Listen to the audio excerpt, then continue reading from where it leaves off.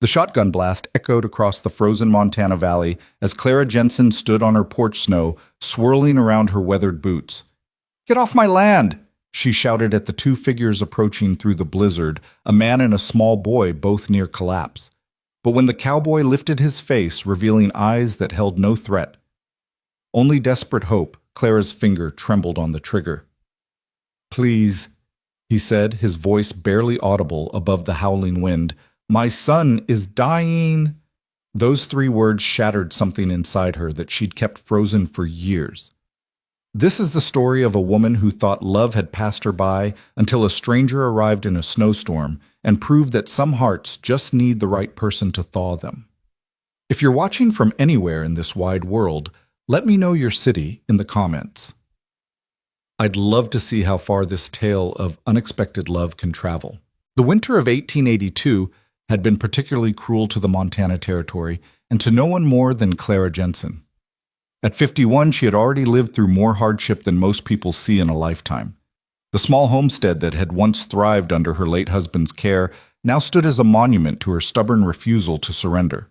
Half the land had been claimed by the bank 6 months prior, leaving her with just enough acreage to sustain herself barely. Clara stood at her kitchen window that December evening, watching the snow pile higher against the fence post she'd repaired herself last autumn. Her calloused hands wrapped around a cup of weak coffee she'd been stretching the grounds for 3 days, now unable to make the trek to town through the deepening drifts. The house creaked around her, each groan of timber, a reminder of all the repairs she couldn't afford to make. She had sent her last letter to her sons 2 months ago, though she knew they wouldn't respond. James and Robert had made their feelings clear when they'd left for Boston 5 years earlier, shortly after their father's death. "This land is cursed, Mother," James had said, his young wife clutching his arm. "There's nothing here but death and disappointment. Come with us."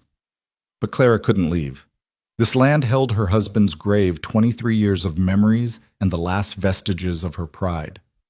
She'd rather die on this patch of earth than live as a burden in some cramped Boston apartment dependent on sons who had already forgotten the feel of soil between their fingers. The knock when it came was so unexpected that Clara nearly dropped her cup. No one traveled in weather like this.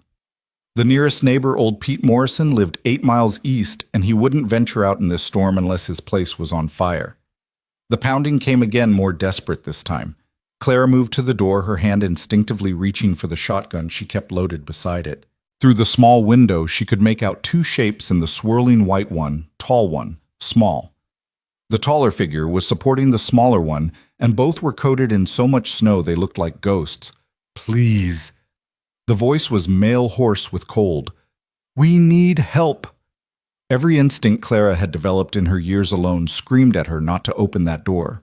But something in that voice, not just desperation, but a kind of bone-deep exhaustion that she recognized in her own soul, made her hand move to the latch.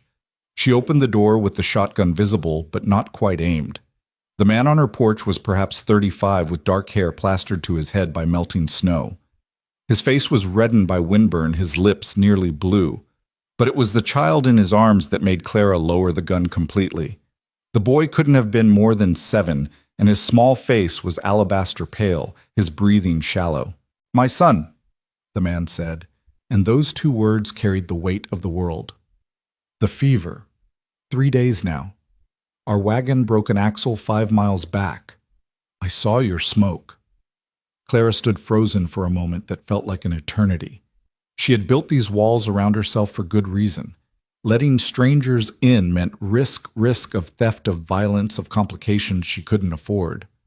But looking at that child's face, so reminiscent of her own boys at that age, she couldn't turn them away. "Bring him in," she said, stepping aside. "Quickly, before you both freeze."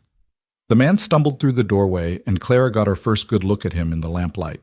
Despite his exhaustion, he moved with the controlled grace of someone accustomed to physical work. His clothes, though travel-worn and snow-soaked, were of decent quality, not wealthy, but not destitute either. A cowboy by the look of him, with the kind of broad shoulders and weathered hands that spoke of years working cattle. "Set him on the sofa," Clara directed, already moving to stoke the fire. "Get those wet clothes off him." The man hesitated. "Ma'am, Now," Clara said, using the same tone that had once corralled 2 rambunctious boys and a husband who thought he knew better. Arguing wastes time the boy doesn't have. While the stranger stripped his son's wet outer garments, Clara bustled into action with an efficiency born of experience. She heated water on the stove, gathered clean cloths, and retrieved the small store of medicinal herbs she kept in the pantry. Feverfew for the temperature, willow bark for the aches chamomile to help him rest. "What's his name?" she asked, returning with the supplies. "Thomas," the man replied, his voice catching slightly. "Tommy, he's all I have left." Clara didn't ask about the mother. The way he said it told her everything she needed to know. She'd heard that same tone in her own voice too many times. She worked in silence for the next hour, using every remedy she knew. The boy's fever was high, but not dangerously so yet. What worried her more was his labored breathing and the way he barely stirred even when she placed cool cloths on his forehead. "When did he last eat?" she asked. "Yesterday morning, maybe. I tried to get him to take some water, but—" Clara nodded. "Dehydration's as dangerous as the fever. Help me sit him up." Together they propped the boy against his father's chest. Clara spooned small amounts of warm herb tea between the child's lips, patient as a saint, until he'd taken nearly a cup. "There," she said, settling Tommy back onto the sofa. "Now we wait." The man looked at her with eyes that held a mixture of gratitude and anguish. "I don't even know your name, ma'am. I'm Daniel Hart." "Clara Jensen," she replied, then busied herself with unnecessary tasks to avoid the intensity of his gaze. There was something unsettling about the way he looked at her, not inappropriate, but as if he truly saw her, not just the worn widow she'd become. "You live here alone?" Daniel asked, and there was no judgment in the question, just curiosity. "Yes," Clara said shortly, not elaborating. "Must be hard, especially in winter." She shrugged. "I manage." Daniel fell silent, his attention returning to his son. Clara found herself studying him in stolen glances. His face beneath the exhaustion and worry was handsome in a rugged way. Not pretty like the dandies she'd seen in town, but solid real. His hands, as they stroked his son's hair, were gentle despite their obvious strength. "Where were you headed?" she asked, more to distract herself from these observations than from real curiosity. "Billings. I have a cousin there who offered me work on his ranch. We were making good time until the storm hit." He paused. "I should have stopped in the last town, waited it out. But Tommy seemed better yesterday morning, and I thought—" "You thought you could outrun it," Clara finished. "Men always think they can outrun things." A ghost of a smile crossed Daniel's face. "Speaking from experience, 23 years of marriage worth," Clara said, then immediately regretted the admission. It invited questions she didn't want to answer, but Daniel didn't press. Instead, he said, "Your husband was a lucky man." "Was," Clara said pointedly. "He's been gone 5 years now." "I'm sorry." "Don't be. It was his time." The words came out harsher than she intended, and she saw Daniel flinch slightly.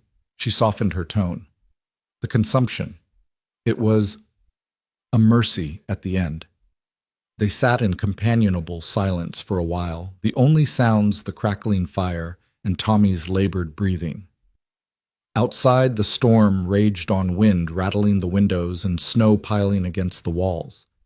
Clara found herself oddly grateful for the company even under these circumstances. She hadn't realized how the silence had been eating at her until it was filled with the presence of others.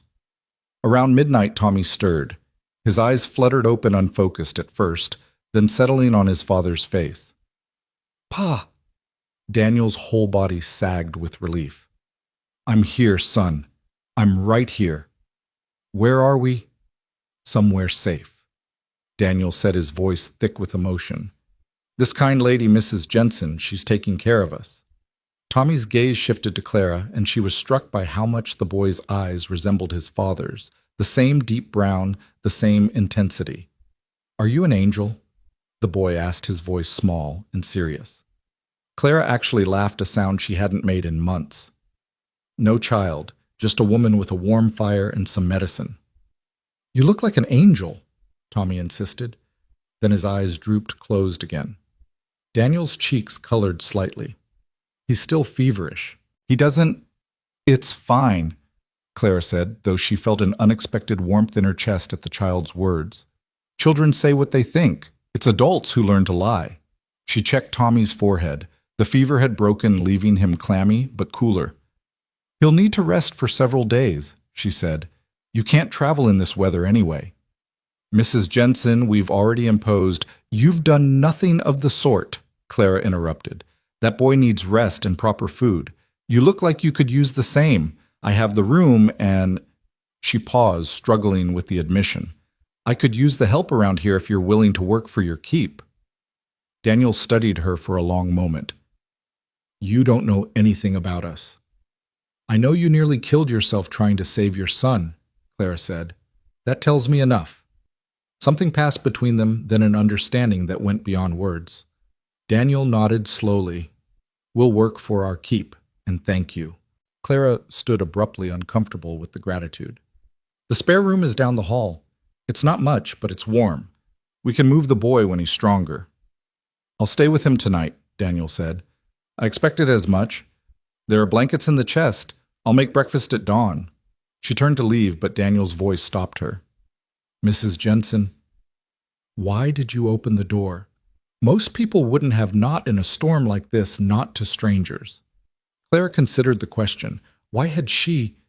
Was it the desperation in his voice, the child's need? Or was it something else, some deep loneliness that had finally overcome her caution? I don't know, she said honestly. Maybe I'm getting soft in my old age. You're not old, Daniel said quietly. Clara felt heat rise to her cheeks, another sensation she hadn't experienced in years. 51 is old enough, Mr. Hart, especially out here. Age is just numbers, Daniel said. It's the spirit that counts, and yours. He trailed off, seeming to realize he might be overstepping. Good night, Mr. Hart, Clara said firmly, retreating to her room before he could finish the thought. But sleep didn't come easily. She lay in her cold bed, listening to the storm and the occasional murmur of voices from the living room. When had this house last held the sound of others? When had she last felt needed for something beyond mere survival? The next morning dawned clear and bitter cold.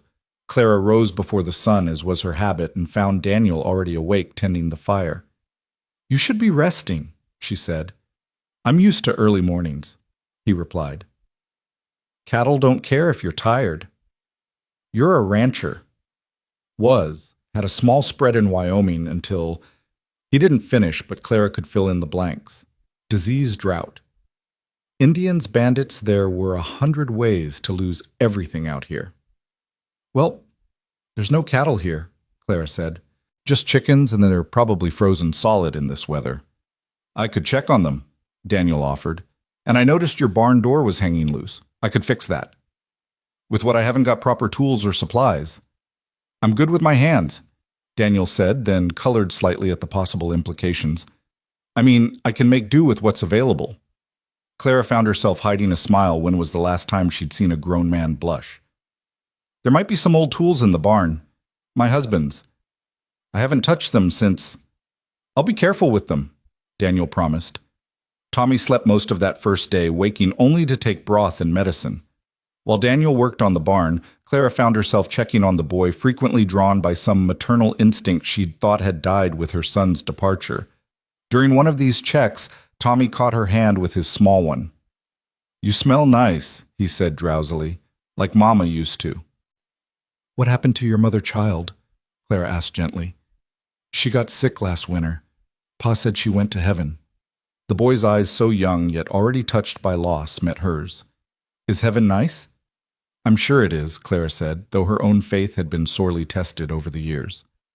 Pa cries sometimes, Tommy confided in a whisper. At night when he thinks I'm sleeping. He misses her.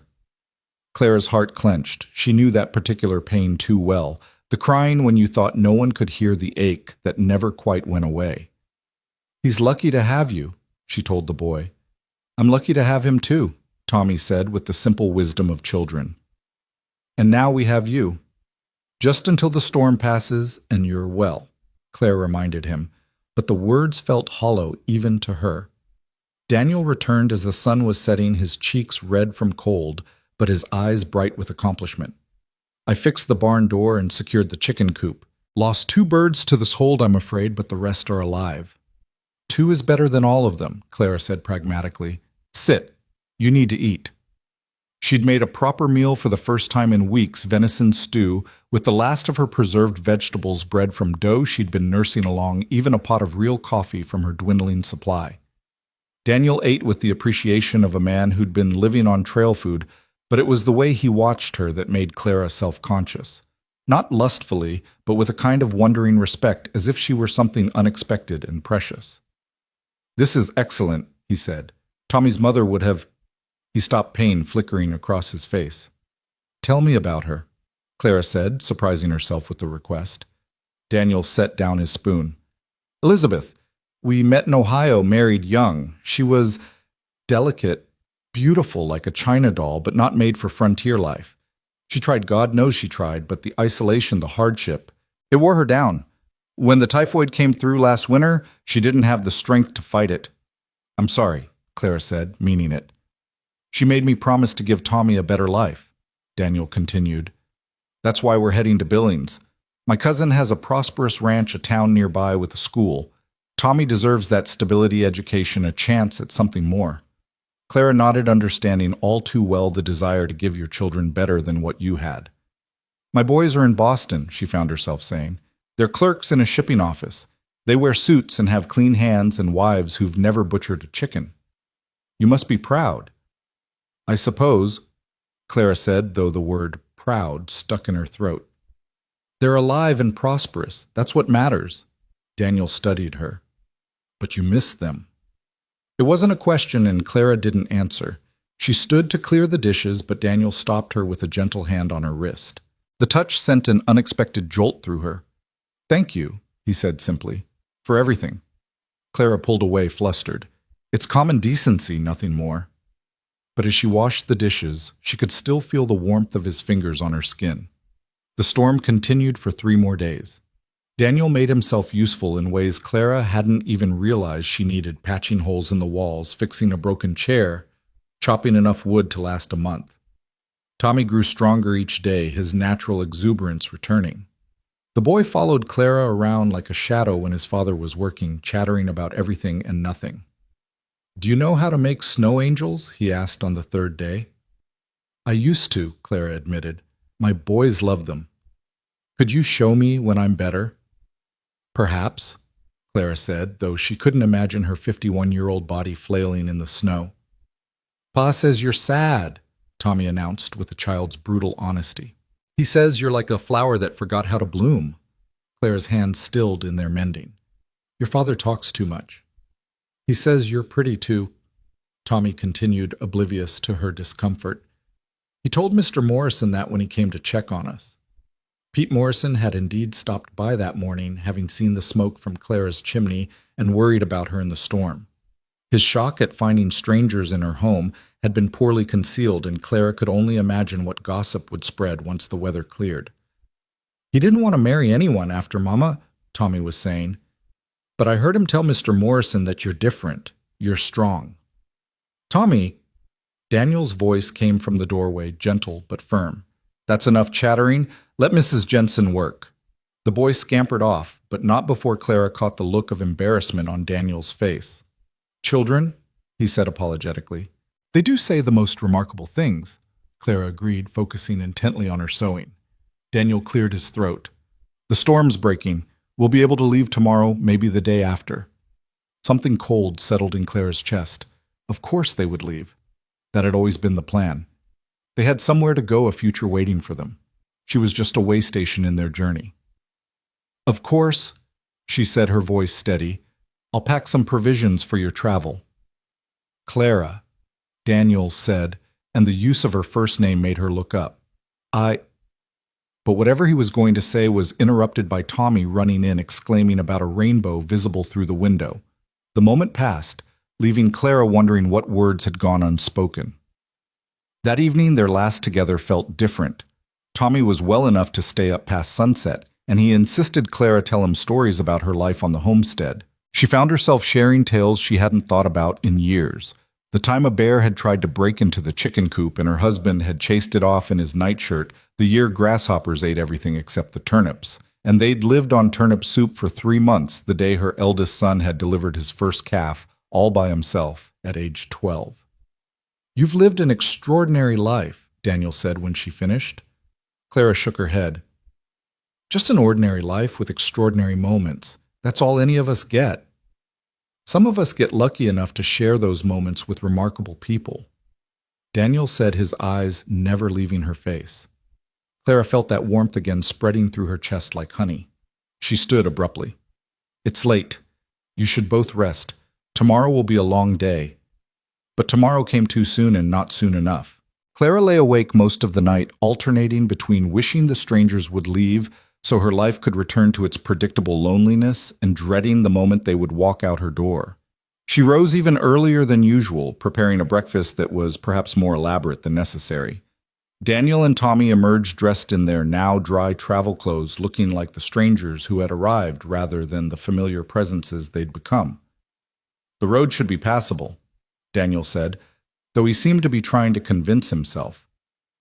"The sun's out, and if we're careful, Pa," Tommy interrupted. "Do we have to go?" "Yes, son. Cousin Frederick is expecting us." "But I like it here. Mrs. Jensen needs help, and you fix things, and—" "Thomas," Daniel said firmly, "we've imposed enough on Mrs. Jensen's kindness." Clara turned away, busying herself with packing food for their journey. Her hands shook slightly as she wrapped bread and dried meat. This was right. This was what needed to happen. She'd been alone before they came. She'd be alone after they left. Nothing had changed. Everything had changed. "Thank you," Daniel said, accepting the provisions. His fingers brushed hers in the exchange, and this time Clara didn't pull away. "For saving my son. For everything." "It was nothing," Claire said. "It was everything," Daniel countered. He hesitated, then pulled a small carved figure from his pocket, a horse beautifully detailed. "I made this last night. For you. So you don't forget us." Clara took the carving, running her fingers over the smooth wood. "I'm too old for gifts, Mr. Hart." "No one's too old for gifts," Daniel said softly, "or for new beginnings." Their eyes met and held for a long moment. Clara saw something in his gaze that made her heart race like a young girl's possibility. Hope things she'd thought were long dead. "Pa, can't we stay just one more day?" Tommy pleaded. "No, son, we need to go." But Daniel's voice lacked conviction. They stood at the door, the three of them, none quite willing to take the final step. Outside, the world was blindingly white pristine and deceptively peaceful. The road to Billings stretched ahead while behind lay Clara's small homestead, smoke rising cheerfully from the chimney. "You could stay," Clara heard herself say the words emerging without her permission. "Just until the roads are clearer, a few more days." Daniel's face transformed with something that looked like relief. "The roads are rather treacherous still." "Very treacherous," Clara agreed, though they could all see the sun shining brilliantly on the packed snow. "Yay!" Tommy shouted, throwing his arms around Clara's waist. "We're staying." Over the boy's head, Clara met Daniel's eyes again. He was smiling a real smile that took years off his weathered face. "Just a few more days," he said. "Just a few more days," Clara echoed, though something in her heart whispered that perhaps some stories were just beginning when you thought they were over. As she closed the door against the cold, the carved horse warm in her hand, Clara allowed herself to think that maybe, just maybe, 51 wasn't too old for surprises after all. The house that had felt like a tomb for the past 5 years suddenly felt like a home again, filled with Tommy's laughter and Daniel's quiet strength. She didn't know what the coming days would bring. She didn't know if Daniel and Tommy would truly leave in a few days, or if something else might grow in this snow-covered valley. But for the first time in longer than she could remember, Clara Jensen was curious about tomorrow. The winter had been long and cruel, but as she watched Daniel lift Tommy onto his shoulders, both of them grinning, she thought that perhaps spring wasn't just a matter of seasons. Sometimes it came in the form of unexpected visitors, bringing warmth to the coldest of hearts, and proving that life's greatest adventures could begin when you least expected them. The few days Daniel had mentioned turned into a week, then 2. Each morning he would mention the roads, and each morning Clara would find some reason why travel remained inadvisable. The truth was, none of them wanted this unexpected arrangement to end. Daniel had transformed from a temporary guest into something essential to the rhythm of Clara's days. He rose before dawn tending to chores she hadn't even realized needed doing. The loose boards on the porch no longer creaked. The gaps in the barn walls were sealed against the wind. Even the old water pump, which had required all her strength to operate, now moved smoothly under his repairs. But it was Tommy who had truly changed the atmosphere of the house. The boy's natural cheerfulness was infectious, and Clara found herself humming while she cooked something she hadn't done since her own boys were young. Tommy followed her everywhere when he wasn't with his father, asking endless questions about everything from how to make soap to why the rooster crowed at dawn. "Mrs. Clara," Tommy said one afternoon, using the name he'd settled on despite her gentle corrections, "why don't you have any pictures on your walls?" Clara paused in her bread-making flour, dusting her hands. The question was innocent, but it touched on something painful. She'd taken down all the family photographs after her sons left, unable to bear the daily reminder of what she'd lost. "Pictures fade," she said simply. "Pa has a picture of Mama," Tommy said. "He keeps it in his pocket. Sometimes he looks at it when he thinks I'm not watching." Clara's hand stilled in the dough. She'd noticed Daniel's quiet moments of grief, the way his hand would sometimes go to his chest pocket, touching something there before returning to his work. "It's good to remember those we've lost," she said carefully. "But it makes him sad," Tommy said, his young face troubled. "I think he needs something new to look at, something that makes him smile instead of cry." The boy's wisdom wrapped in childish simplicity made Clara's throat tight. She returned to her kneading with more vigor than necessary. That evening, after Tommy had gone to bed, Clara found Daniel sitting on the porch, despite the cold, staring out at the star-filled sky. She brought him a cup of coffee, real coffee, not the stretched ground she'd been living on before their arrival. "Thank you," he said, accepting the cup. Their fingers brushed, and neither pulled away immediately. "Tommy's worried about you," Clara said, settling into the chair beside him. Daniel sighed. "He's too perceptive for his own good." "Children often are." Clara hesitated, then asked, "Do you regret coming here, getting delayed, I mean?" Daniel turned to look at her, and in the moonlight his eyes were dark pools of emotion. "The only thing I regret is that we'll have to leave eventually." The words hung between them heavy with meaning. Clara's heart did that peculiar stuttering thing it had been doing more frequently lately. "Your cousin is expecting you," she said, though the words tasted like ash. "My cousin is expecting a broken man and his son," Daniel said quietly. "A charity case. Someone to pity and employ out of family obligation." "You're not broken," Clara said firmly. "Neither are you," Daniel countered. "Yet here we both are pretending we're just marking time when we both know something else is happening here." Clara's breath caught.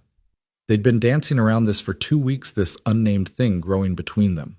She was 51 years old, too old for romantic foolishness, too practical for fairy tales. And yet, "I'm old enough to be," she began. "You're not my mother," Daniel interrupted with a slight smile. "You're perhaps 15 years older than me. In the grand scheme of things, what's 15 years against loneliness?" "Daniel." She said his name, a warning and a plea combined. He set down his coffee and turned to face her fully. "Clara, I didn't come here looking for this.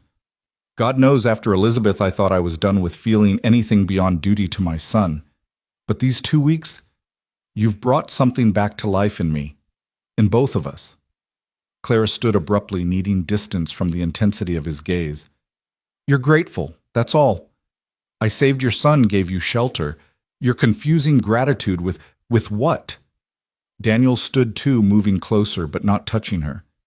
"With the way my day feels incomplete if I don't see you smile. With how Tommy has laughed more in 2 weeks than in the entire year since his mother died. With the way you've made this place feel like home when I haven't had a real home in so long. I'd forgotten what it felt like." Clara's eyes burned with tears she refused to shed. "You don't understand. I've already raised my children. I've already buried a husband. I'm past all that now. "You're alive, Yisha," Daniel said softly. You're vital and strong and beautiful in ways that have nothing to do with age. When I see you working in the kitchen, humming those little songs you don't think anyone can hear, or when you're teaching Tommy something new and your whole face lights up, or when you're just sitting by the fire mending clothes with those careful, precise stitches, Clara, you're the most alive person I've ever met. The tears did fall, then silent streams down her weathered cheeks. I'm scared. She admitted the words barely a whisper. Daniel's hand came up to cup her face, his thumb gently wiping away her tears. So am I. Terrified, actually. But I'm more scared of leaving here, of never knowing what we could have been. Clara leaned into his touch, her eyes closing. When was the last time someone had touched her with such tenderness? When was the last time she'd allowed it? What about Billings? She asked. Your cousin's ranch. There will always be other ranches, other opportunities, Daniel said. But there's only one you, Clara Jensen. Only one place that's felt like home since I lost everything. She opened her eyes to find him closer than before, close enough that she could see the flecks of gold in his brown eyes, the fine lines that spoke of laughter and sorrow in equal measure. I'm too old for you, she said one last time, but even she could hear the weakness in the protest. You're not too old for love, Daniel said, echoing words he would speak more firmly in the future. None of us are. Love doesn't check our age or our scars or our losses. It just arrives unexpected and asks us to be brave enough to accept it. Clara thought of all the reasons this was impossible. The gossip it would cause, the judgment from the town, the absurdity of starting over at her age. Then she thought of the last 2 weeks, the laughter in her home, the warmth of companionship, the way her heart lifted when Daniel walked through the door. I don't know how to do this anymore, she admitted. Neither do I, Daniel said. But maybe we can learn together. He kissed her, then gentle and careful, as if she were something precious that might break. Clara hadn't been kissed in 5 years, hadn't wanted to be until this moment. But now, standing on her porch under the vast Montana sky, being kissed by a man who saw her not as a worn-out widow, but as someone worth staying for, she felt something she'd thought was dead forever flutter back to life. When they parted, both breathing unsteadily, Daniel rested his forehead against hers. Stay, Clara said, and this time it wasn't about the roads or the weather. Both of you, stay. For how long? Daniel asked. For as long as you want. Forever, if that suits you. Daniel pulled back to look at her, his expression serious. Clara, I need you to understand something. I'm not looking for a mother for Tommy or just a roof over our heads. I'm not looking to take advantage of your kindness or your loneliness. If we stay, it's because He paused, struggling with words. It's because somewhere between you saving my son and teaching him to gather eggs, I went and fell in love with you. The words should have sounded ridiculous. They'd known each other 2 weeks. Clara was a practical woman who didn't believe in lightning strikes and fate. But standing there looking into Daniel's earnest face, she believed in this. You barely know me, she said weakly. I know you work yourself to exhaustion rather than ask for help. I know you've kept your husband's tools maintained even though it hurts you to look at them. I know you cry when you think no one's watching, standing at the window looking east toward Boston. I know you give Tommy the biggest portions at dinner and pretend you're not hungry. I know you're stubborn and proud and generous and kind. I know you've been surviving instead of living just like me. What else do I need to know? Clara was crying in earnest now, years of suppressed emotion breaking through her carefully constructed walls. Daniel gathered her into his arms, and she let herself be held, let herself be comforted for the first time since she'd become the one who did the comforting. The town will talk, she said against his chest. Let them. Your cousin will think you've lost your mind. Maybe I have. Maybe losing my mind is the sanest thing I've ever done. Clara pulled back to look at him. And Tommy? What about what's best for him? Tommy needs stability. Yes, but more than that, he needs love. He needs to see that life can begin again after loss.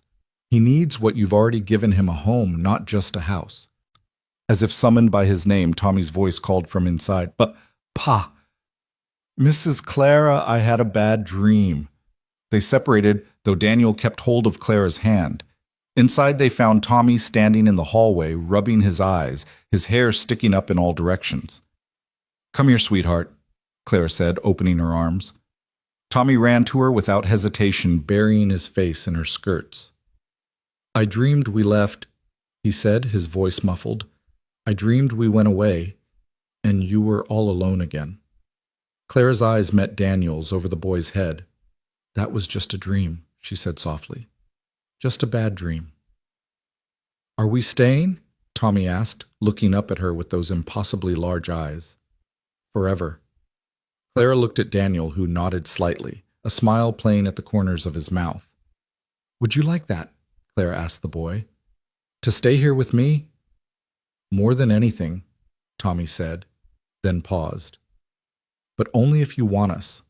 Pa says we shouldn't stay where we're not wanted." Clara knelt down to Tommy's level, her joints protesting, but her heart full. "Thomas Hart, you and your father are the most wanted people in the entire Montana Territory, at least in this house." Tommy threw his arms around her neck, nearly knocking her over. Daniel steadied them both, his hand warm on Clara's shoulder. "Does this mean you'll be my new mama?" Tommy asked innocently. Clara froze, but Daniel spoke gently. "That's a big decision, son.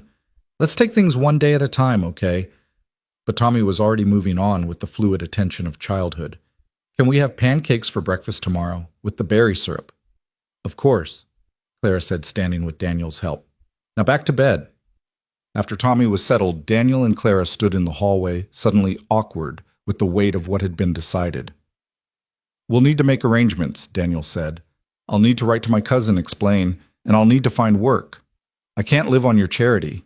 "Oh, there's work enough here," Clara said. "This place needs 2 people to run it properly. Maybe we could even buy back some of the land the bank took in time." "You'd trust me with that, with your husband's land." Clara thought of the sacred ground she'd been protecting, the memories she'd been hoarding like a miser. "It's just land," she said, and for the first time she meant it. "What matters is what we build on it." Daniel took her hand, brought it to his lips. "We'll build something good, Clara, something lasting." The next morning, the neighbors knew something had changed before Daniel even made the announcement. It was in the way he and Clara moved around each other in the yard, the careful dance of 2 people newly aware of their bodies' proximity. It was in Tommy's excited chatter about staying forever. It was in the smile on Clara's face, a real smile, not the tight, polite expression the town had grown accustomed to. Pete Morrison was the first to visit, ostensibly to check on them after the storm, but really to satisfy his curiosity. He found Daniel repairing the chicken coop while Clara worked on preserving meat, Tommy helping both in turns. "Heard you might be moving on soon," Pete said to Daniel, fishing for information. "Actually, Mr. Morrison, I've decided to stay," Daniel said straightforwardly. "Mrs. Jensen has kindly offered us a permanent position here." Pete's eyebrows climbed toward his hairline. "That's so, and what position might that be?" "Whatever needs doing," Daniel said simply. "This place needs work, and I need work. Seems like a good match." Pete looked between Daniel and Clara, who had come out to greet him, flour in her hair and a flush on her cheeks that had nothing to do with the cold. "Clara," Pete said carefully, "you sure about this? Taking on strangers?" "They're not strangers anymore, Pete," Clara said firmly. "And yes, I'm sure." Pete studied her for a long moment, then nodded slowly. "Your husband was a good man, Clara. He'd want you to be happy." "I know," Clara said softly. "That's why I'm choosing to be." After Pete left undoubtedly to spread the news far and wide, Clara found herself nervous about the town's reaction. She'd been part of this community for over 20 years, but taking in a younger man and his son unchaperoned was bound to cause scandal. "Are you regretting it already?" Daniel asked, finding her staring out the window toward town. "No," Clara said, surprised to find it was true. "Just wondering what battles we'll need to fight." "We'll fight them together, T," Daniel said, standing beside her. "That's what partners do." Partners. The word sent a warm thrill through Clara. She'd been alone so long she'd forgotten what it felt like to have someone shoulder the burden with her. The next few weeks were an adjustment for all of them. Daniel moved his few belongings into the barn, initially maintaining propriety while they figured out their new arrangement.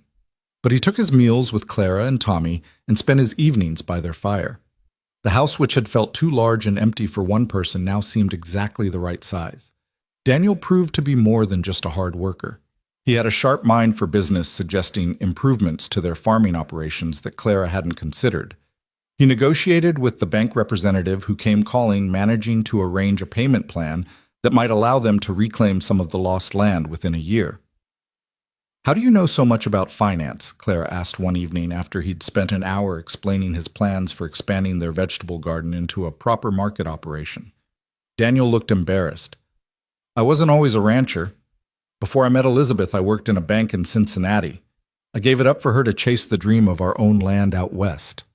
"Do you regret it?" Clara asked. "Not for a moment," Daniel said.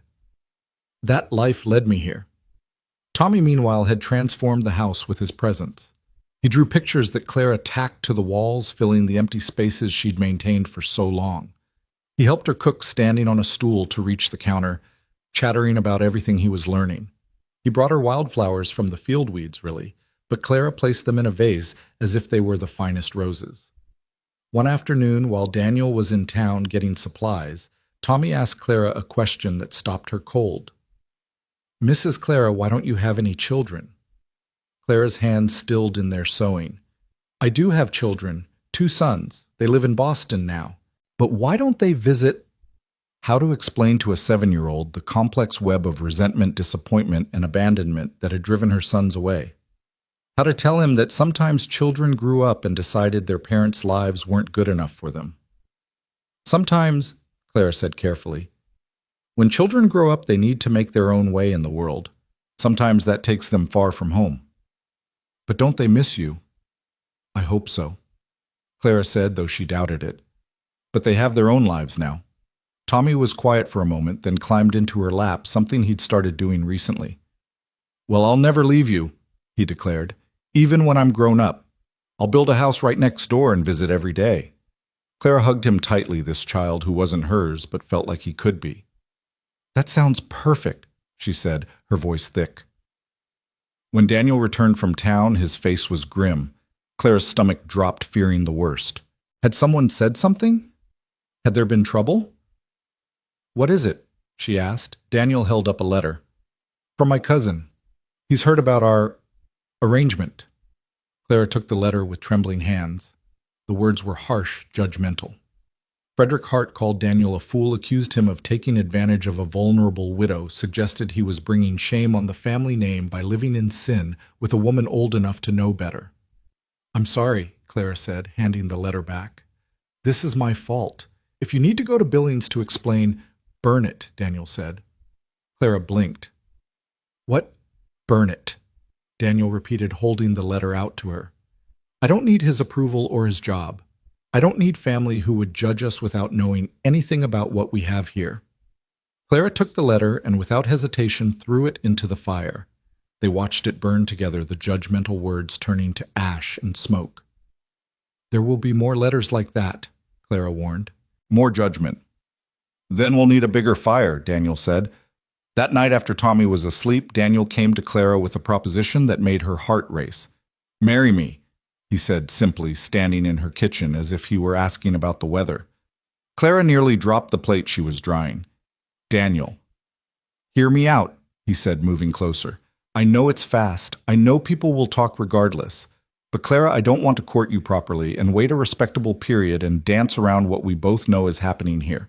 Life is short and uncertain. Elizabeth taught me that. We could have years together, or we could have months. But whatever time we have, I want to spend it as your husband." Clara set down the plate, her hands shaking. "I'm too old to give you more children. I have Tommy. He's enough. People will say you married me for the land, for security. Let them say it. We'll know the truth." "Daniel, I'm scared," Clara admitted.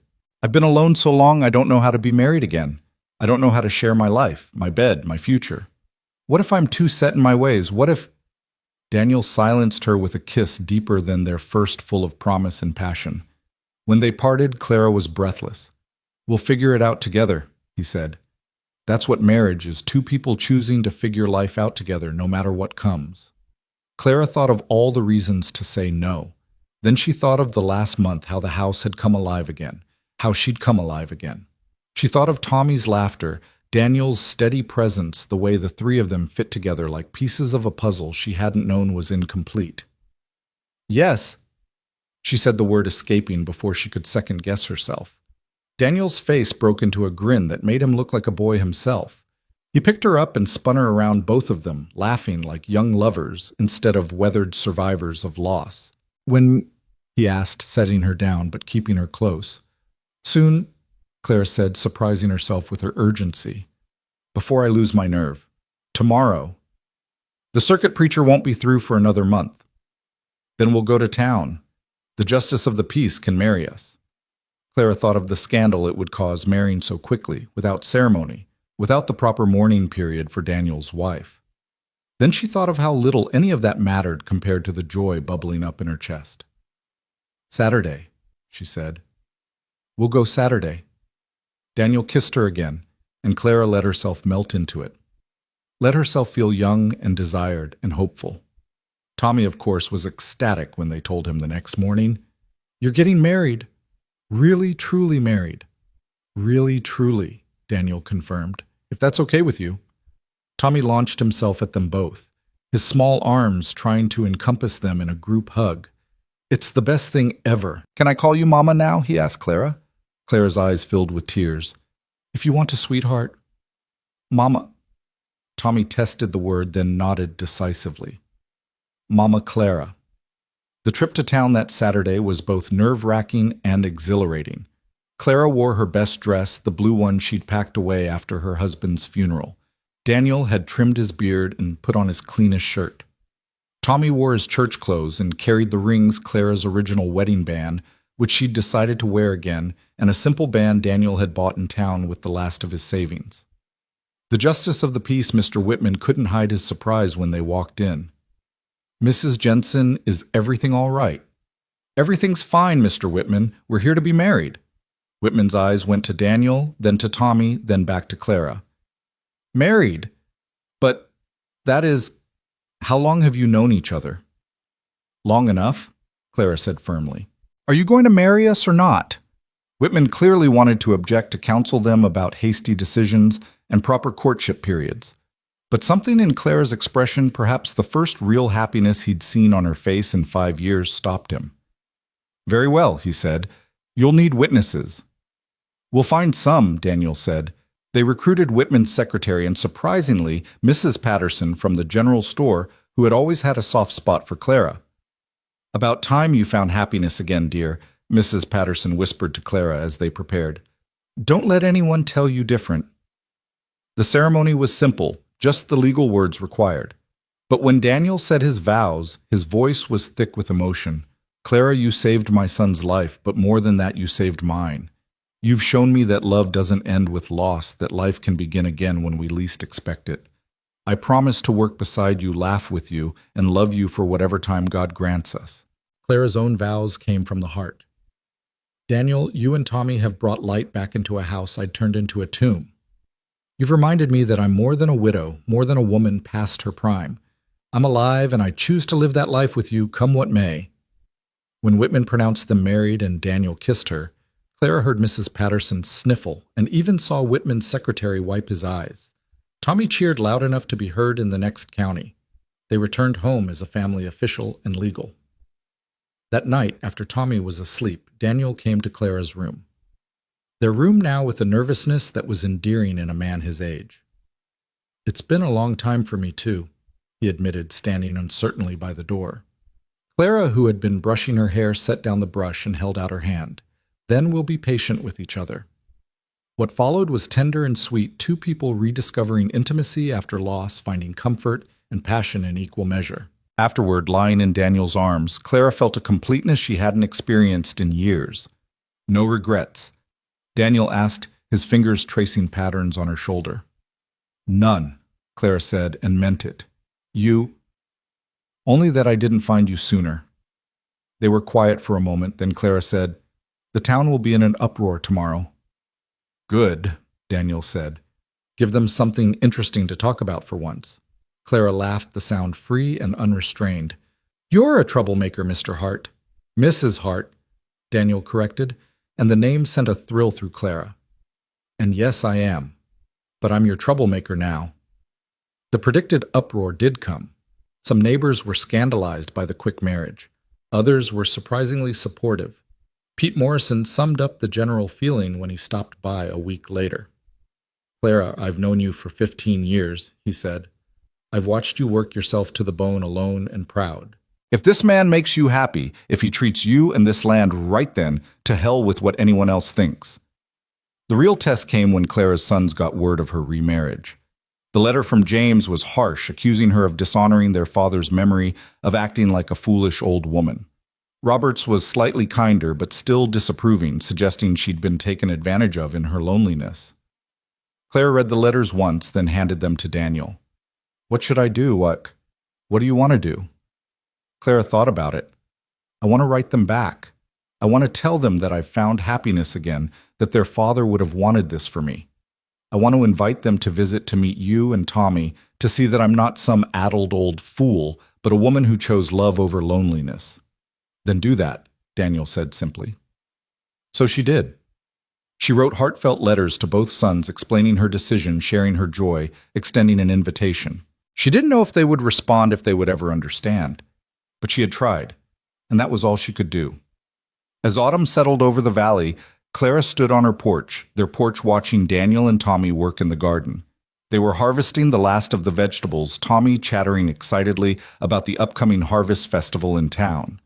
Daniel looked up, caught her watching, and smiled that smile that still made her heart flutter. This wasn't the life Clara had planned. At 51, she'd thought her story was all but written, just a long, slow fade into solitude and memory. But life, she was learning, had a way of surprising you when you least expected it. Daniel had been right that night on the porch. Love didn't check your age or your scars. It simply arrived in the form of a desperate father and a sick child in a snowstorm, and asked you to be brave enough to open the door. Clara had opened that door, and in doing so had opened her heart to possibilities she'd never imagined. The widow Jensen was gone, and in her place stood Clara. Heart wife, mother woman, reborn. As she walked out to join her family in the garden, Clara thought about the seasons of a life. Spring's naive joy, summer's full bloom, autumn's supposed decline. But what if autumn wasn't an ending, but a transformation? What if the leaves fell away to reveal something stronger underneath something that could withstand winter's worst and still bloom again? Tommy ran to her, his arms full of carrots, dirt smudged on his cheek. "Mama Clara, look how many I found." "That's wonderful, sweetheart," she said, ruffling his hair. Daniel joined them, slipping an arm around Clara's waist. It was such a natural gesture now, this easy affection, but it still sent warmth through her. "Good harvest this year," he said. "The best," Clara agreed, and she wasn't just talking about vegetables. The harvest festival arrived with all the fanfare the small town could muster. Clara had attended every year for 2 decades, but this was the first time she'd looked forward to it since her husband's death.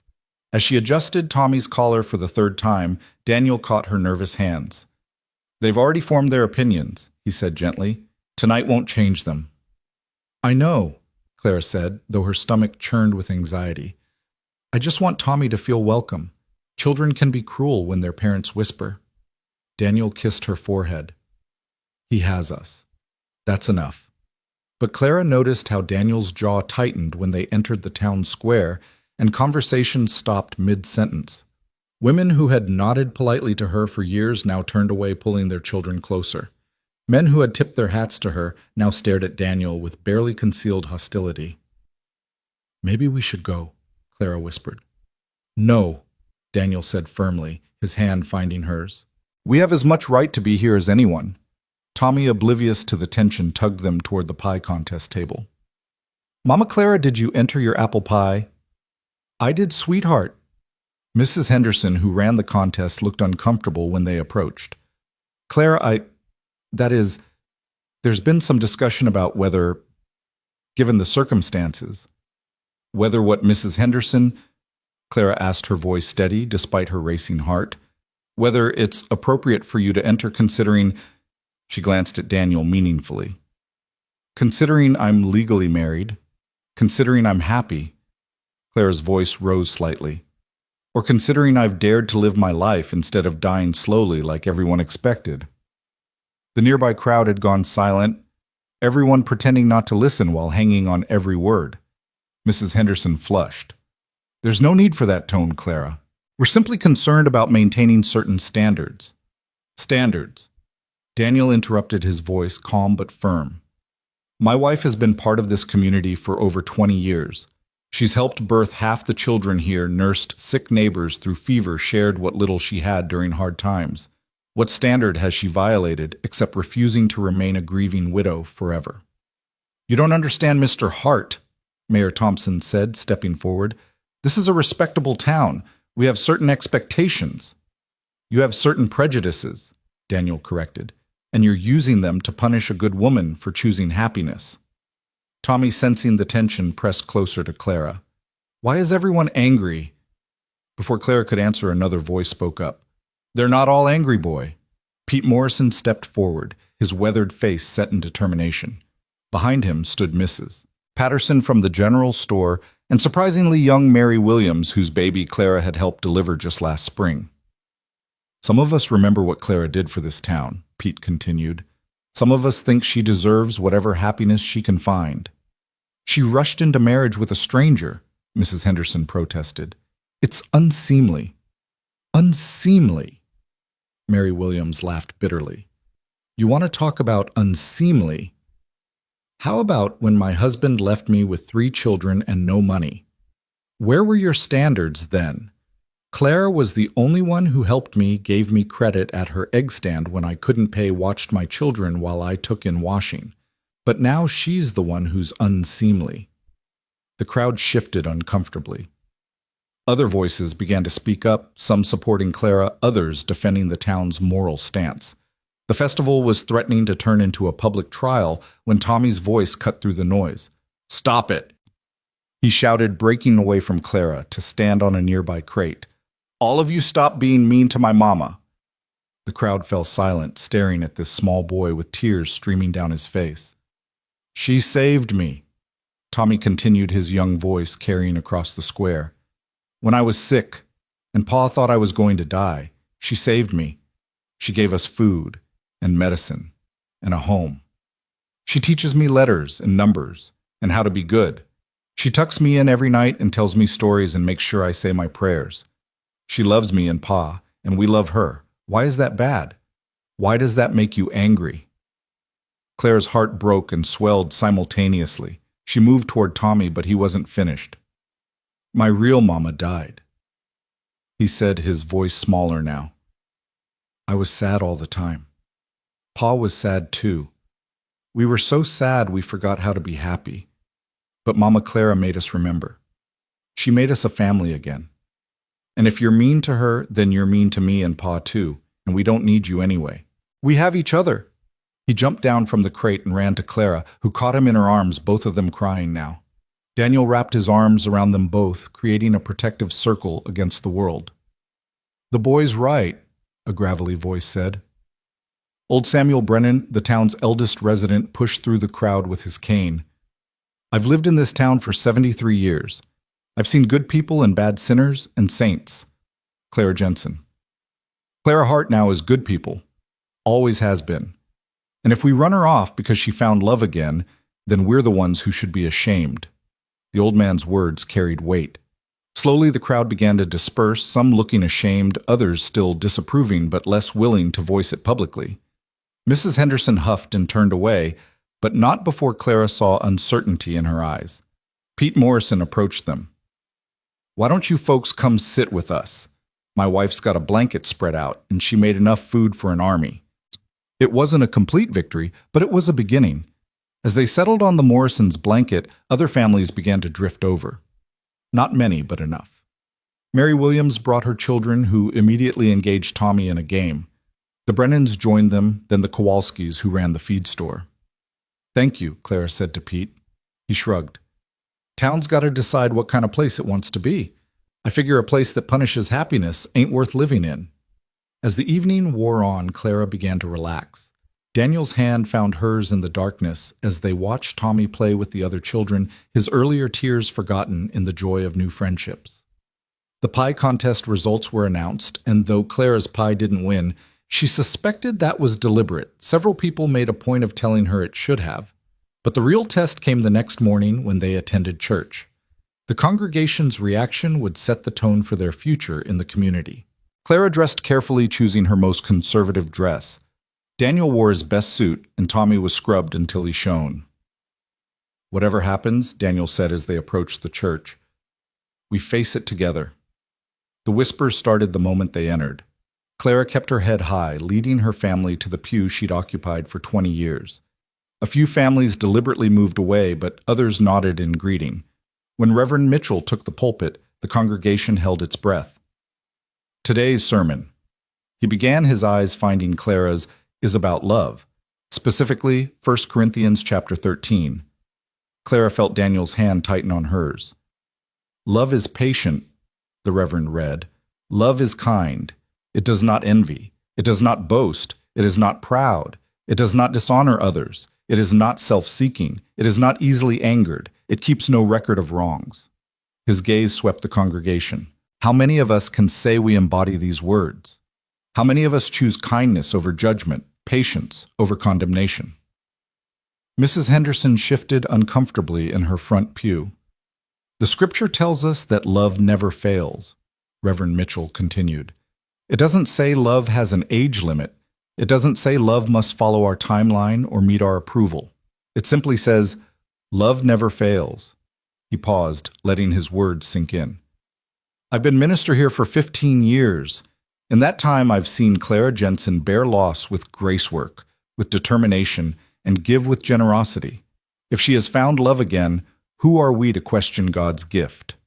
The sermon continued, but Clara barely heard it through her tears. Daniel squeezed her hand and Tommy leaned against her side. When the service ended, the congregation's exit was subdued.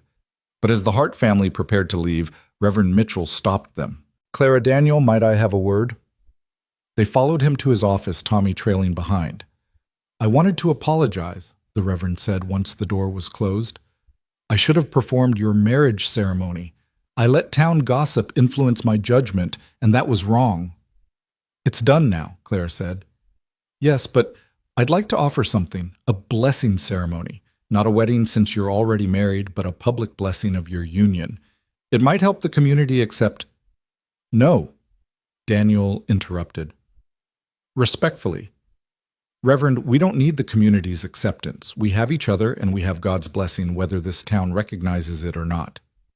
The Reverend nodded slowly. "You're right, of course, but the offer stands if you change your mind." As autumn deepened into winter, the Hart family settled into their new rhythm.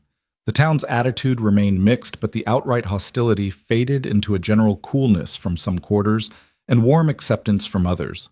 Clara found she minded less than she'd expected. The people who mattered, the true friends, stood by them. The first snow came early that year, and Clara stood at the same window where she'd watched Daniel and Tommy approach through the blizzard nearly a year ago. So much had changed since that desperate night. The house that had felt like a tomb now rang with laughter. The chores that had been burdensome were now shared work that brought them together.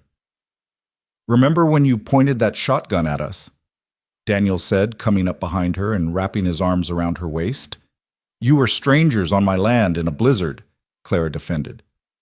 "What was I supposed to do?" "Exactly what you did," Daniel said, kissing her neck. "Save us." "You saved me right back," Clara said, turning in his arms. "Mama, look what I made." Tommy burst in, covered in snow, holding a misshapen snowman's head. "That's wonderful, sweetheart," Clara said. "But you're dripping all over my clean floor." "Sorry, Mama." But Tommy's grin was unrepentant. As Clara went to get towels, she heard Daniel and Tommy planning where to build their snow family. The casual domesticity of it filled her with contentment. This was what she'd been missing all those years alone, not just companionship, but partnership, not just love, but family. That evening, as they sat by the fire, Daniel whittling, Clara sewing, Tommy practicing his letters, a knock came at the door. They all tensed. Unexpected visitors rarely brought good news. Daniel answered the door, his hand near the rifle they kept by the entrance. But instead of trouble, a familiar figure stood in the doorway, though aged and weathered by city life. "James?" Clara gasped, recognizing her eldest son despite the years of absence. James Jensen looked older than his 30 years, his face drawn with exhaustion and something else defeat, perhaps. His clothes, though once fine, were worn and travel-stained. "Mother," he said, his voice formal, "I apologize for arriving unannounced." Clara's joy at seeing him warred with hurt over his long absence and harsh letters. "Come in," she said finally. "You must be freezing." James entered awkwardly, his eyes taking in the changes, the pictures on the walls, Tommy's toys scattered about Daniel's presence. "This is my husband Daniel," Clara said, her chin lifting slightly, "and our son Tommy." James's jaw tightened, but he nodded politely. "Mr. Hart." "James?" Daniel responded, equally formal. "We've heard a lot about you." "Nothing good, I imagine," James said bitterly. "That's enough," Clara said sharply. "Whatever's brought you here, we can discuss it civilly. Tommy, go get ready for bed." "But Mama." "Now please." After Tommy reluctantly left, Clara turned to her son. "Why are you here, James?" James seemed to deflate. "I've lost everything, Mother. My position, my savings, my wife. She left me for a banker with better prospects. Robert won't help. He says I made my bed and should lie in it. I had nowhere else to go." Clara's heart ached for her son despite everything. This was the boy she'd raised, taught to walk, nursed through illness. But he was also the man who'd abandoned her, judged her, condemned her happiness. "So you've come home to the life you rejected," Daniel said quietly. "The life you were so eager to leave behind." James flushed. "I was young and foolish."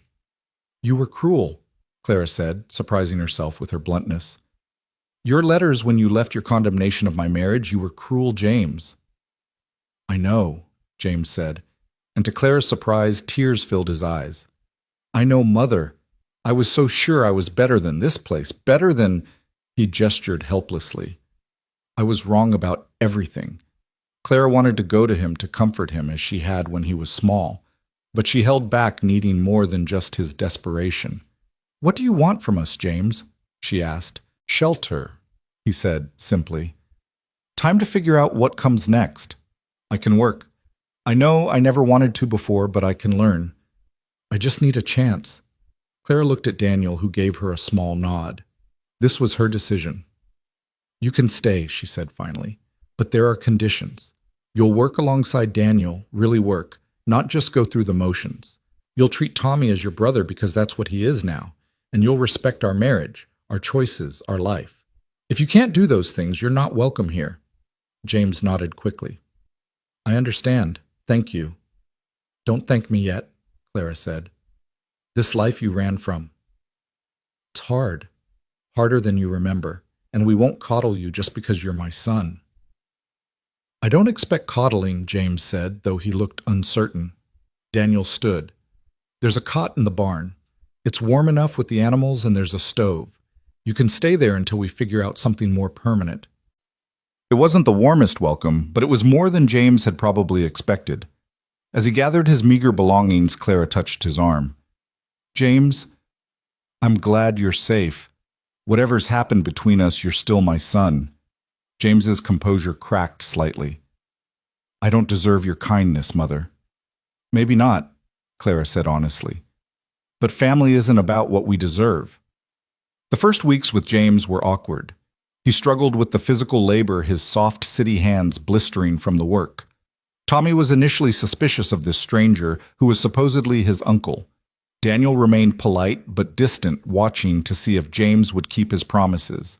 But slowly things began to shift. James, despite his initial incompetence, showed genuine determination to learn. He worked from dawn to dusk without complaint, even when Clara could see he was exhausted. He began teaching Tommy about the city, sharing stories that fascinated the boy. And most surprisingly, he and Daniel developed a cautious respect for each other. One evening, Clara overheard them talking in the barn. "You love her," James was saying. "It wasn't a question." "More than my own life," Daniel replied simply. "I can see it. The way you look at her, the way you treat her. Father loved her, but it was different. Quieter, maybe. Or maybe just worn down by years. Your father was a good man from what I've heard."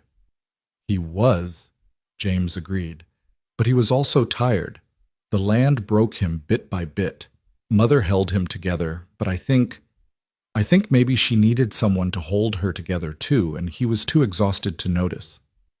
There was a pause, then James continued. I'm glad she has you. I didn't want to be, but I am. She deserves to be happy. She deserves everything, Daniel said. I just hope I can give her enough. You already have, James said. I've never seen her like this. Even before Father died, she wasn't this alive. Clara moved away from the door, her heart full. James was changing, growing, becoming the man she'd always hoped he could be. The city had humbled him, failure had taught him empathy, and returning home had shown him what truly mattered. Christmas approached with a kind of anticipation the homestead hadn't seen in years. Tommy was beside himself with excitement, having been promised his first real Christmas with a full family. James had been working on something secret in the barn, and Daniel had made mysterious trips to town. On Christmas Eve, as snow fell softly outside, they gathered around the tree Daniel and Tommy had cut down. It was decorated with strings of berries, paper angels Tommy had made, and a few precious glass ornaments Clara had saved from her early marriage. Before we open gifts, Clara said, I want to say something. Everyone turned to her, Tommy bouncing with impatience. A year ago, I was alone on Christmas. I had convinced myself that was my fate, my punishment maybe for whatever sins I'd committed. I had accepted that my story was over. She looked at each of them in turn. But God had other plans. He sent me a desperate father and a sick child in a blizzard. He gave me back my son when I thought I'd lost him forever. He built me a family when I thought I was destined to be alone. She wiped her tears, not caring that they could see her cry. This year, I'm grateful, not just for the big things, but for all of it. For Tommy's laughter, for Daniel's strength, for James's return, for the way the house smells like bread again, for the sound of voices besides my own, for the warmth of another body in my bed. Mother, James protested, embarrassed. Clara laughed. Oh, hush, I'm old enough to say what I please. My point is, family isn't just about blood. It's about choice. We've all chosen to be here, to be together, to be family. And that's the greatest gift I could ask for. Can we open presents now? Tommy asked, making everyone laugh. The gifts were simple but heartfelt. James had carved a beautiful wooden box for Clara's sewing supplies. Daniel gave her a new shawl he'd had Mrs. Patterson help him select. Tommy presented her with a picture he'd drawn of their family, including James and even the chickens. Clara had knitted new scarves for everyone and made Tommy a stuffed horse. But her gift to Daniel was special, a watch that had belonged to her father, carefully cleaned and repaired. It should stay in the family, she said as she gave it to him. Daniel's eyes misted as he took it. Clara, I can't. You can and you will, she said firmly. You're the head of this family now. It's yours. But the biggest surprise came from James. He pulled out a letter holding it uncertainly. I wrote to Robert, he said. Told him about everything. How happy you are, Mother. How wrong we were. How Daniel and Tommy have become family. And I asked him to come visit to see for himself. Clara's hand went to her heart. James? He might not come, James warned. He's stubborn, and his wife has opinions, but I tried. That's all we can do, Clara said, hugging her eldest son for the first time in years. Try. As winter deepened, the Hart family settled into their new configuration. James proved to be a quick learner once he overcame his initial resistance to physical labor. He had a good head for numbers and began helping Daniel with the business side of their expanding operation. Tommy thrived with the attention of 3 adults. His reading improved dramatically under James's tutelage, while Daniel taught him practical skills, and Clara nurtured his gentle heart. The boy who had arrived near death was now robust and energetic, his laughter a constant soundtrack to their days. One morning in late January, Clara woke to find Daniel already up, staring out the window at the snow-covered fields. What is it? She asked, joining him. Just thinking about how different everything is from last year, he said, pulling her against him. Sometimes I can barely believe it's real. It's real, Clara assured him, standing on her toes to kiss him. Every beautiful, chaotic, imperfect bit of it. No regrets, he asked, as he did sometimes when the doubt crept in. Only one, Clara said, and his face fell until she continued. That we didn't find each other sooner. A commotion outside interrupted them. Tommy's voice high with excitement and James calling out something they couldn't make out. They dressed quickly and went to investigate. In the yard stood a fancy carriage incongruous against the rustic setting. Beside it stood a man Clara recognized despite the years her younger son Robert. With him was a primly dressed woman, who must be his wife Margaret, and 2 children Clara had never met her grandchildren. "Robert," she breathed, hardly daring to believe it. Robert looked older, more serious than she remembered. His eyes took in the scene, James in work clothes. Daniel's arm around Clara's waist, Tommy bouncing excitedly. "Mother," he said formally. Then his composure cracked. "Mama." Clara ran to him, not caring about dignity or propriety. Her baby boy, her youngest, had come home. Robert caught her hugging her tightly, and she felt him shake with suppressed emotion. "I'm sorry," he whispered. "James's letter. I was wrong. We were both wrong." "Shh," Clara soothed. "You're here now. That's what matters." Margaret stood stiffly beside the carriage, clearly uncomfortable. The 2 children, a boy about Tommy's age and a younger girl, peered out curiously. "Margaret," Clara said warmly, though she'd never met the woman. "Welcome. You must be frozen. Come inside." The reunion was awkward at first. Margaret was clearly a city woman unused to frontier life. She looked askance at the simple furnishings, the rustic conditions.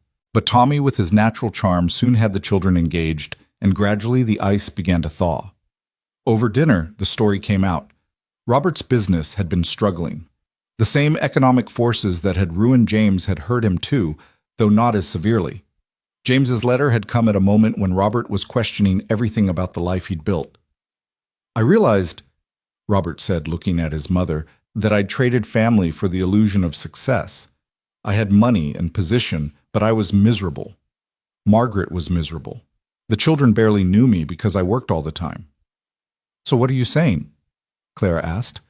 Robert looked at his wife, who nodded slightly. "We're thinking of staying. Not here exactly, but in town. Starting over. Simpler. Better." Clara's heart soared, but she kept her voice steady.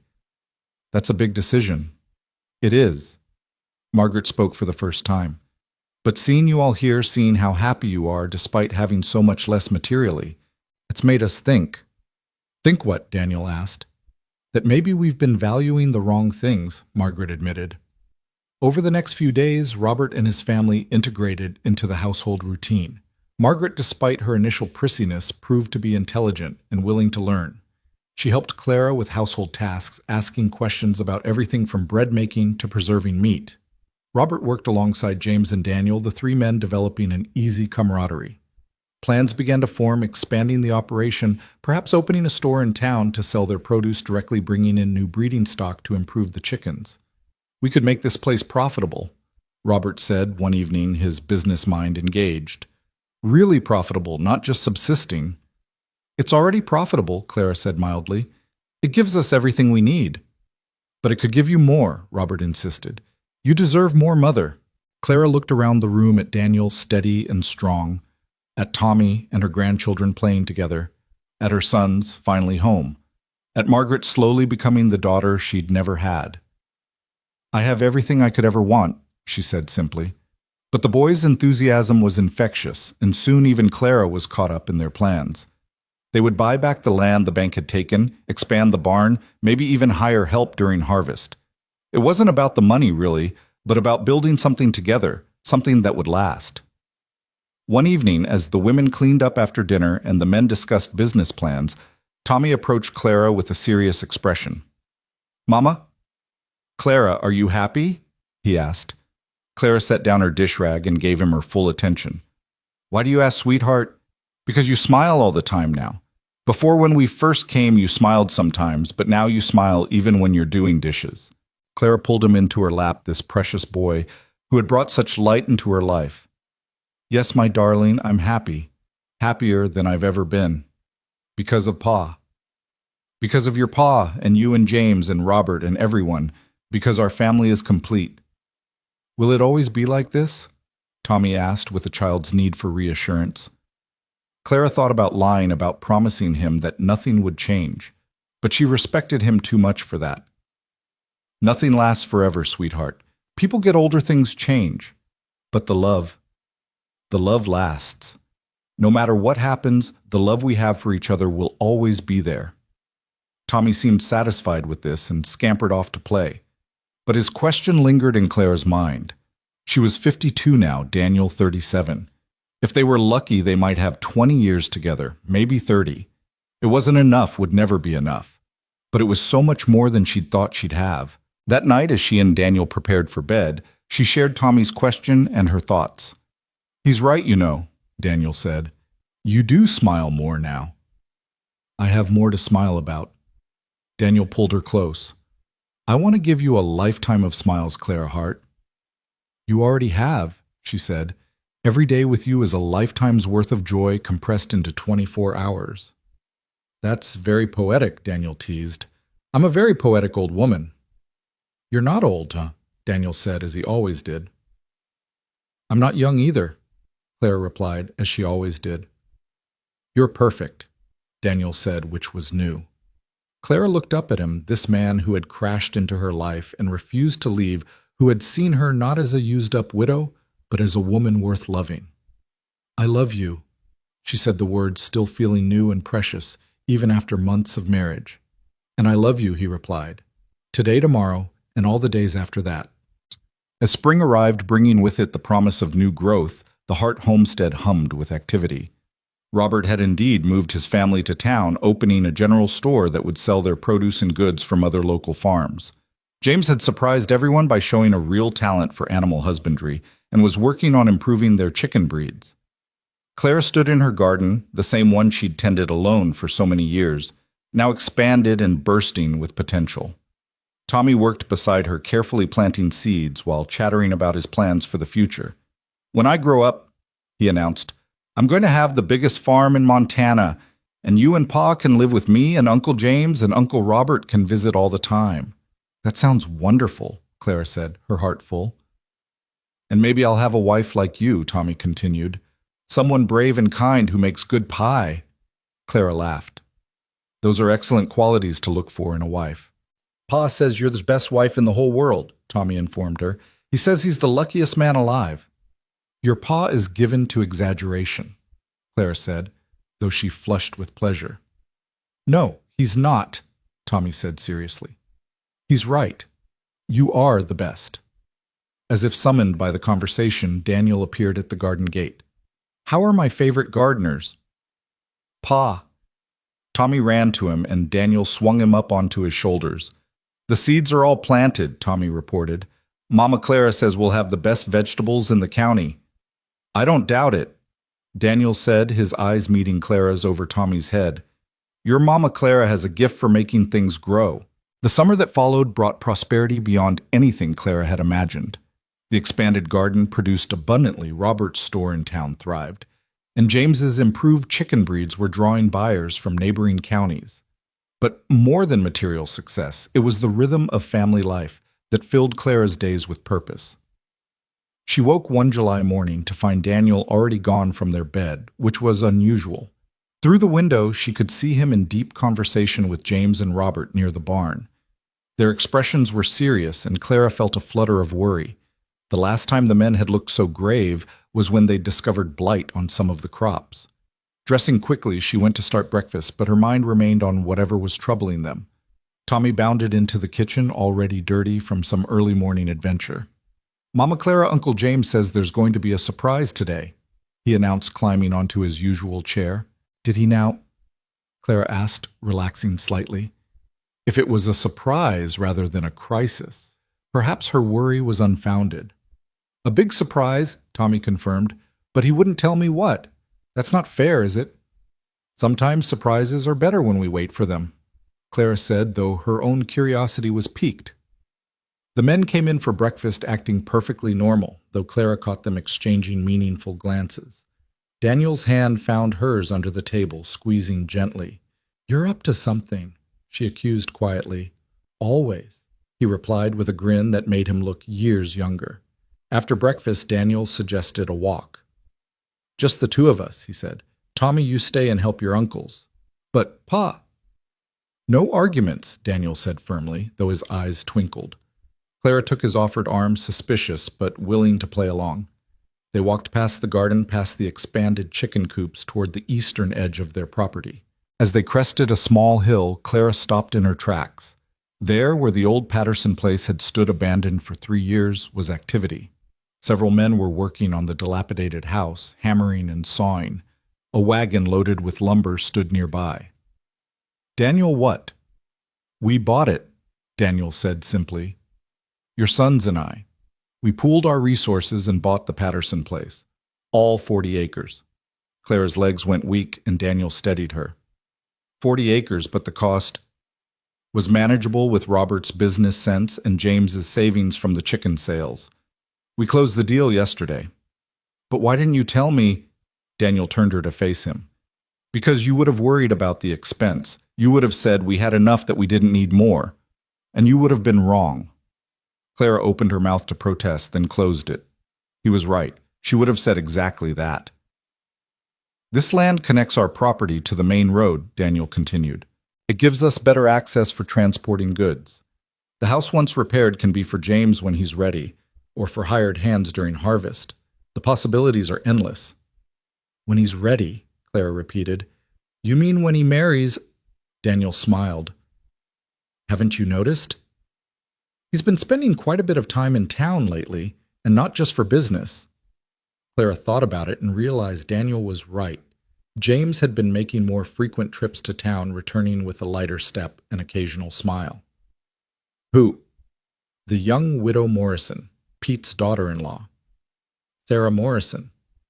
Clara was surprised. Sarah had lost her husband 2 years ago to a riding accident, leaving her with a young daughter. She was sweet but shy, keeping mostly to herself. "They've been talking after church," Daniel said. "James helped her with some repairs on her house. One thing led to another."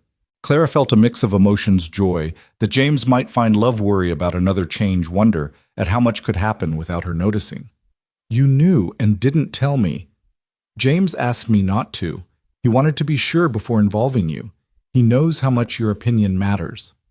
They stood looking at the work being done, and Clara felt overwhelmed by the magnitude of what her family had accomplished. A year ago, she'd been barely holding on to half her original land. Now they own nearly 100 acres combined. "It's too much," she said weakly. "It's exactly right," Daniel countered.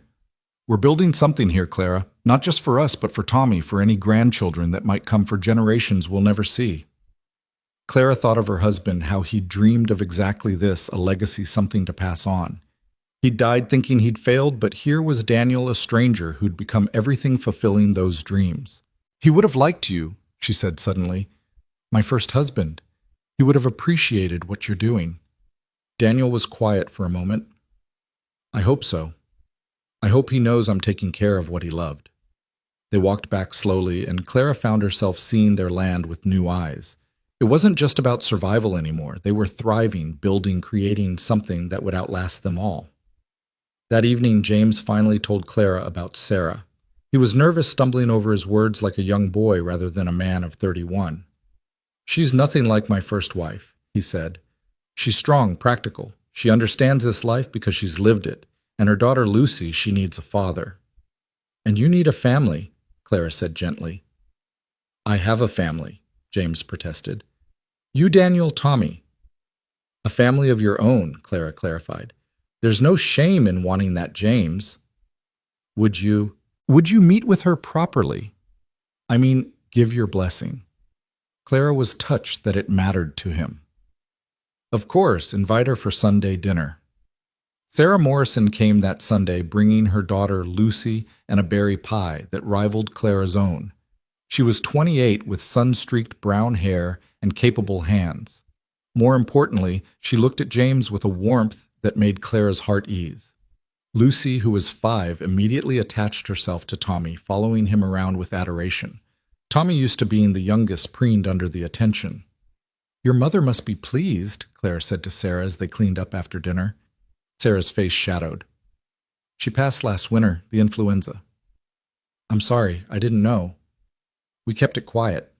Pa Morrison, that's what I call James's father, he took it hard. That's partly why I think he's been pushing James and me together. He wants family around again." Clara studied the younger woman. And what do you want? Sarah met her eyes directly. I want a partner. Someone to share the load to laugh with at the end of a hard day. I had that once briefly. I'd like it again. She paused. James is a good man. He's told me about his mistakes, his failures, but I see who he is now, not who he was. And who is he now? Clara asked. Someone who learned from his mistakes. Someone who chose to come home when he could have gone anywhere. Someone who looks at his family like they hung the moon. Sarah smiled.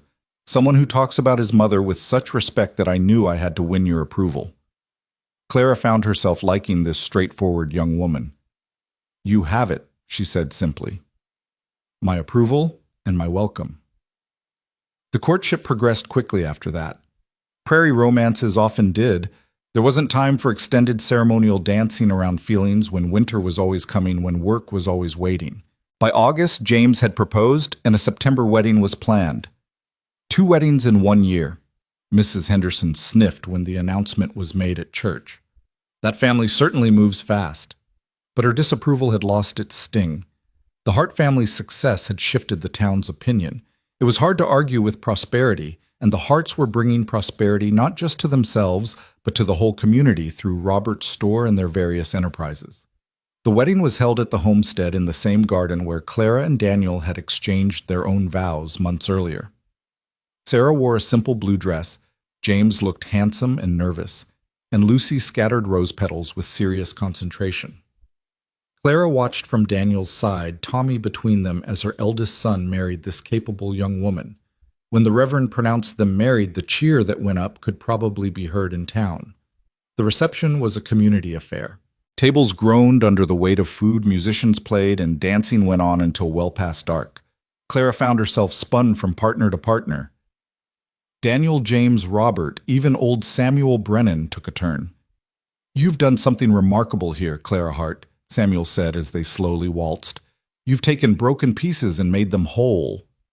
I had help, Clara said, glancing at Daniel, who was teaching Lucy some complicated dance step. The best of us always do, Samuel agreed. As the evening wound down, Clara found herself sitting with Sarah, now officially her daughter-in-law, watching the festivities.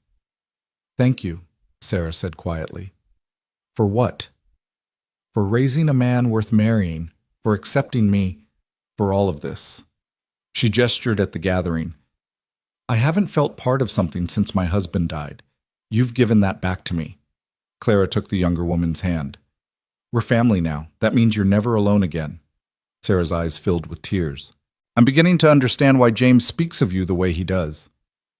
As autumn arrived, the homestead settled into new patterns. James and Sarah had moved into the renovated Patterson house, close enough to be part of daily life, but with their own space to build their marriage. Lucy had started school in town often, accompanied by Tommy, who had appointed himself her protector. One October morning, Clara woke feeling unwell. Nothing specific, just a bone-deep weariness that made rising difficult. Daniel noticed immediately. You're pale, he said, feeling her forehead. No fever, though. I'm fine. Clara insisted, though standing made her dizzy. Just tired. We've been working hard. Too hard, Daniel said firmly. You're staying in bed today. Daniel, I can't. You can and you will. His tone brooked no argument. Sarah can handle the household duties. You rest. Clara wanted to protest, but the truth was lying back down felt wonderful. She dozed fitfully through the morning, waking to find Tommy sitting beside her bed, his face creased with worry. Are you sick, Mama Clara? Just tired, sweetheart. Lucy's mama died after being tired. Tommy said, his voice small. Clara's heart clenched. She pulled him onto the bed with her. I'm not dying, Tommy. Sometimes people just need rest. Promise. I promise. I'm too stubborn to die. Ask anyone. That got a small smile from him. Pa says you're the stubbornest person he knows. Your pa is a smart man. But the fatigue persisted for days, accompanied by occasional dizziness and a loss of appetite that worried Daniel tremendously. He wanted to fetch the doctor from town, but Clara refused. It's just the change of seasons, she insisted. Women my age go through these things. It was Sarah who finally challenged her. She came by with soup and found Clara trying to work despite obvious exhaustion. "Mother Hart," she said, using the formal address she'd adopted. "May I speak plainly?" "Of course." "You're being foolish. You tell everyone else to take care of themselves, but you won't do the same. What kind of example is that?" Clara was taken aback by her daughter-in-law's directness. James is worried sick. Daniel barely slept last night. Tommy asked me if you were going to heaven like his first mama. And you sit here claiming you're fine when anyone can see you're not." The words stung because they were true.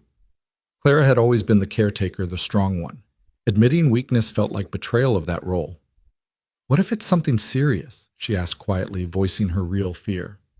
"Then we deal with it," Sarah said simply. "Together. That's what family does." The doctor came that afternoon despite Clara's protests.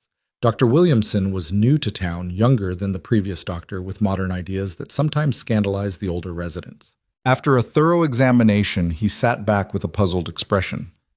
"Mrs. Hart, have you experienced any unusual symptoms besides fatigue, nausea, perhaps tenderness?" "Some nausea in the mornings," Clara admitted. "But I assumed it was from worry." The doctor's expression grew more peculiar. "Mrs. Hart, I need to ask some delicate questions. When was your last monthly course?" Clara flushed. "Doctor, I'm 52 years old. Such things have been irregular for years now." "But when was the last one?" Clara thought about it and realized she couldn't remember. 2 months. 3. She'd assumed it was the final cessation that came to all women her age. "I'm not certain, but surely you're not suggesting—" "I'm suggesting," the doctor said carefully, "that your symptoms are consistent with pregnancy." The word hung in the air like an impossibility. Clara stared at the doctor, then burst into laughter, slightly hysterical laughter. "That's absurd. I'm 52 years old. I've already raised 2 sons. I'm a grandmother, for heaven's sake." "And yet," the doctor said mildly, "it's not unheard of. Rare, certainly. Risky, absolutely, but not impossible." Clara's laughter died. She thought of the past months with Daniel, the renewal of physical intimacy she'd thought was years behind her. Could it be possible? But the risks are significant, the doctor admitted. "At your age, pregnancy and childbirth carry dangers. We would need to monitor you carefully, but many women have successfully borne children at your age." Clara's mind reeled. A baby. At her age. What would people say? What would Daniel say? Oh God, what would her sons say? "I need to think," she managed. "Of course, but if you are pregnant, we need to begin proper care immediately. No more heavy work, proper nutrition, regular checkups." After the doctor left, Clara sat in stunned silence. A baby. The thought was terrifying and wonderful and impossible all at once. Daniel found her there an hour later, still sitting in the same position. "Clara, what did the doctor say? Is it serious?" She looked up at him. This man who had already given her so much and didn't know how to tell him he might have given her even more. "Daniel," she began, then stopped. "How did you tell your younger husband that you might be carrying his child when you were old enough to be a grandmother?" "Whatever it is, we'll face it together," Daniel said, kneeling beside her chair and taking her hands. "The doctor thinks—" She paused, gathered her courage. "He believes I might be with child." Daniel's face went through a series of expressions: shock, disbelief, wonder, and finally joy mixed with concern. "A baby," he whispered. "Our baby. It might not be true. It seems impossible at my age. And even if it is true, the risks—" Daniel silenced her with a kiss. "Clara Hart, you've already done the impossible by giving me a second chance at life. If God's seen fit to give us a child, then we'll treasure that gift, risks and all." "But Daniel, I'm 52. I could die in childbirth. The baby could—" "Stop," Daniel said firmly. "We don't borrow trouble from tomorrow. If you're carrying our child, then we'll do everything possible to keep you both safe. And if something happens, we'll face that too. Together." Clara felt tears streaming down her face. What will people say? Let them say what they want. When have we ever cared about that?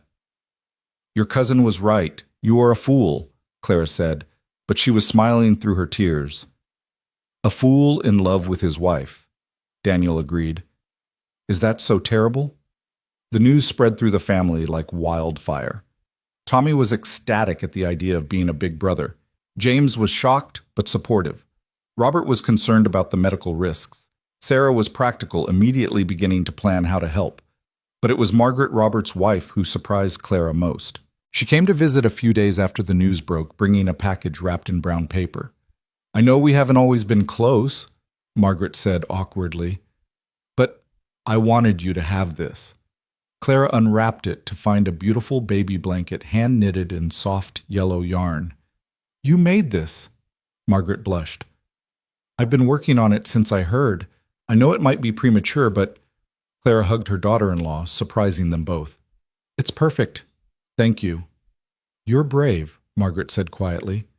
I'm terrified of pregnancy at 30, and you're facing it at 52 with such grace. I'm terrified too, Clara admitted. But I've learned that the best things in life usually come wrapped in terror. As autumn deepened toward winter, Clara's pregnancy was confirmed. The doctor monitored her carefully, and she chafed at the restrictions placed on her no heavy lifting limited standing rest periods throughout the day. I feel like an invalid, she complained to Daniel one evening. You're growing our child, he replied, his hand gentle on her still flat stomach. That's the most important work you could be doing. At my age, you're not old, Daniel said, as he always did, but this time he added, you're experienced. Our child will have the benefit of parents who know what matters in life. The town's reaction was mixed as expected. Some were scandalized. A woman of Clara's age having a baby was unseemly, unnatural even. Others were supportive, seeing it as a blessing for a couple who'd found love later in life. Mrs. Henderson predictably had opinions. It's tempting fate, she declared at the church sewing circle. Women her age shouldn't be having babies. Mary bore Jesus at an advanced age, Reverend Mitchell reminded her mildly. That was different, Mrs. Henderson sniffed. That was divine intervention. Who's to say this isn't? The Reverend asked, and that quieted her at least temporarily. One snowy December evening, as the family gathered for dinner, Clara felt the first flutter of movement in her womb. She gasped, her hand going to her stomach. Clara! Daniel was beside her instantly. The baby, she whispered. I felt the baby move. The room erupted in excitement. Tommy wanted to feel too, and Clara guided his small hand to where she'd felt the flutter, though it was too early for external movement to be felt. Hello, baby, Tommy said solemnly to Clara's stomach. I'm your big brother. I'm going to teach you everything. James raised his glass. To new life, he said. To miracles that come when we least expect them. To family, Robert added. To courage. Sarah contributed. To love? Daniel set his eyes on Clara. To all of it. Clara set her hand resting on the promise growing within her. To everything we thought was impossible that turned out to be exactly what we needed. As Christmas approached, bringing with it memories of the previous year's transformation, Clara marveled at how much had changed. The house that had once been a tomb was now bursting with life. The woman who'd thought her story was over was writing new chapters she'd never imagined. Do you remember it? Daniel said one night as they lay together, his hand protective over her growing belly. When you said you were too old for love? I was wrong, Clara admitted. You were scared, Daniel corrected gently. We both were, but look what courage brought us. Clara thought of the child growing within her, defying all probability. She thought of her sons returned and thriving. She thought of the family they'd built from broken pieces and desperate chances. I love you, she said, the words still feeling like a miracle. I love you too, Daniel replied. You and this little one and Tommy and this whole beautiful, chaotic life we've built. Even if, Clara began, but Daniel stopped her with a kiss. No matter what, he said firmly. We've already beaten the odds just by finding each other. Everything else is just bonus. As snow began to fall outside, Clara snuggled deeper into Daniel's embrace. She was 52 years old, pregnant, married to a younger man, mother to a 7-year-old grandmother, to 2, about to be grandmother to another through James and Sarah. Her life had become impossible and wonderful in equal measure. The baby kicked stronger this time, and Daniel felt it too, his face lighting up with wonder. "Strong," he said, like his mother. "Her mother," Clara corrected. "I have a feeling it's a girl." "Either way," Daniel said, "they're going to be loved beyond measure." Tommy appeared in the doorway, trailing his blanket. "I had a dream about the baby," he announced. "Come here, sweetheart," Clara said, making room for him between them. "What did you dream?" Daniel asked. "I dreamed the baby was here and we were all together, and Mama Clara was teaching her to make pie, and you were teaching her to ride horses, and I was teaching her to read." "That sounds like a beautiful dream," Clara said, kissing his head. "It wasn't a dream," Tommy said with the certainty only children possess. "It was what's going to happen." As the three of them lay together, the baby moving between them, snow falling soft outside, Clara believed him. They'd already made so many impossible things possible. What was one more miracle? The winter months passed with a careful rhythm, each day measured by Clara's growing belly and the family's protective hovering. By February, she could no longer hide her condition, and walking to church had become an event that required Daniel's steady arm and frequent rests.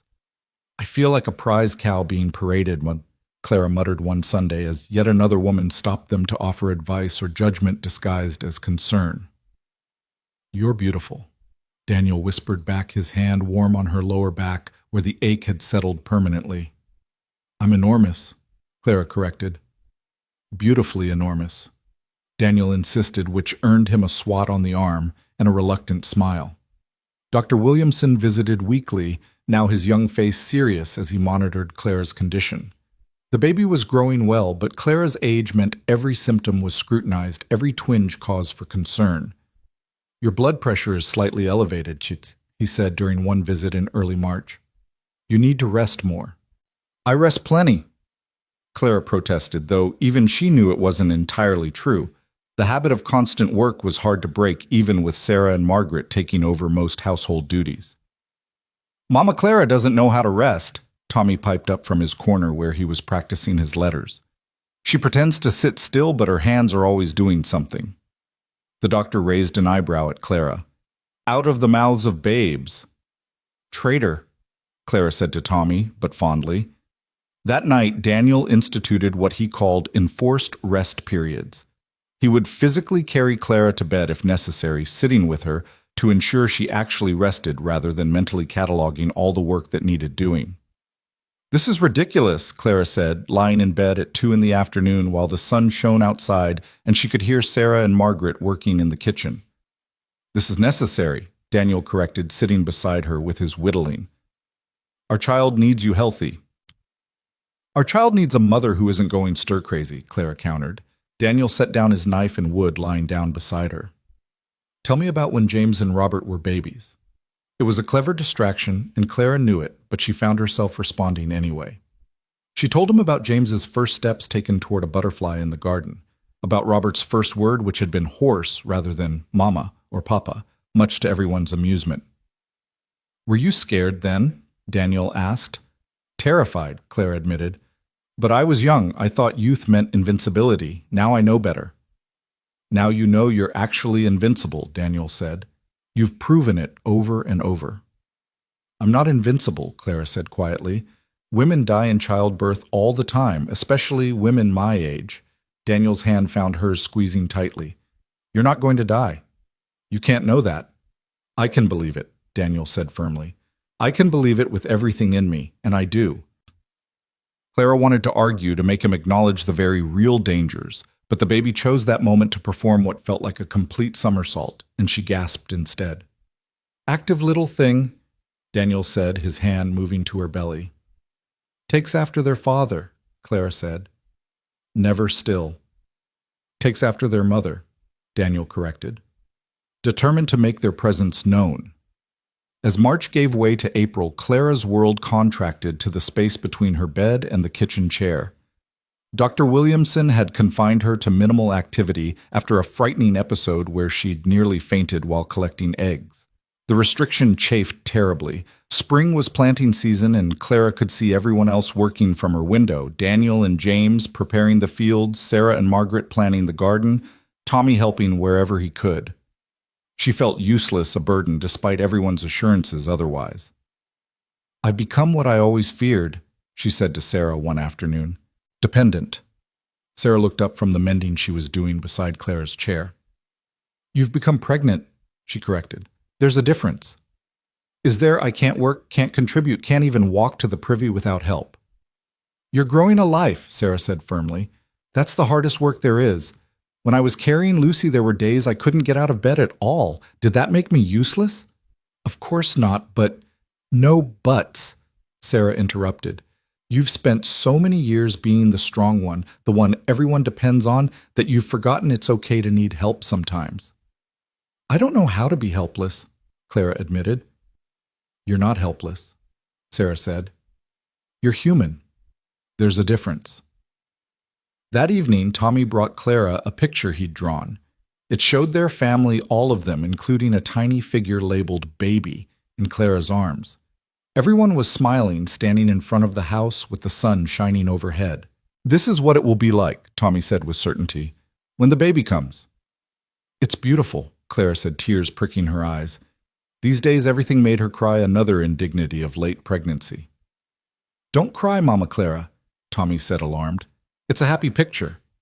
"Happy tears," Clara assured him. "Sometimes we cry when we're happy too."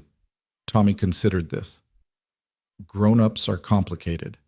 "Yes," Clara agreed, pulling him close. "We certainly are." The first real scare came in mid-April. Clara woke to cramping sharp enough to steal her breath. Daniel was beside her instantly, his face white with fear. "Get the doctor," Clara gasped. "Something's wrong." The next hours were a blur of pain and terror. Dr. Williamson arrived quickly, his examination gentle but thorough. The entire family gathered in the main room waiting for news. "False labor, child," the doctor finally announced, and the collective exhale could probably be heard in town. "The baby's not coming yet, but this is a warning. Complete bed rest from now on, Mrs. Hart. No exceptions." "But the house, the garden," Clara began, "will be handled by your very capable family," the doctor interrupted. "Your only job now is to keep that baby inside for at least another month, preferably 6 weeks." The enforced bed rest was torture for Clara. She could hear life happening around her, Tommy's laughter, Daniel's voice directing work, Sarah and Margaret discussing household management. She felt like a ghost in her own home, present, but not participating. Daniel tried to include her in decisions, bringing ledgers to the bedroom, discussing plans for the summer harvest. But it wasn't the same. Clara had always been a doer, not a watcher. "I hate this," she said one evening, tears of frustration rolling down her cheeks. "I know," Daniel said, holding her carefully. "But it's temporary, just a few more weeks." "What if it's not?" Clara voiced her deepest fear. "What if something happens during the birth? What if I never get to see this child grow up? What if—" "Stop," Daniel said, gently but firmly. "We're not borrowing trouble from tomorrow. Remember, today you're here. Today our baby is healthy and growing. Today is all we have, and today is good." But Clara couldn't shake the feeling of impending doom. She'd seen too many women die in childbirth, especially older mothers. She found herself writing letters to Daniel, to Tommy, to each of her sons, to the unborn baby, just in case. Sarah found her writing one afternoon and immediately confiscated the papers. "None of that," she said firmly. "You're not writing goodbye letters because you're not going anywhere." "You don't know that. I know you're the strongest woman I've ever met," Sarah interrupted. "I know you've survived things that would break most people. I know this baby is going to need their mother, and you're not the type to abandon someone who needs you." "I might not have a choice," Clara said quietly. "There's always a choice," Sarah said, "and you're going to choose to fight. For Daniel, for Tommy, for all of us. But mostly for yourself, because Clara Hart doesn't give up, ever."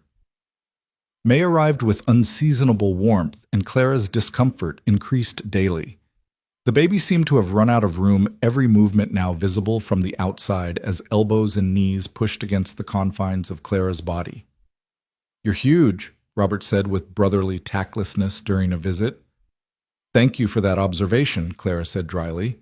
I hadn't noticed. What he means, Margaret said, shooting her husband a look, is that you're glowing.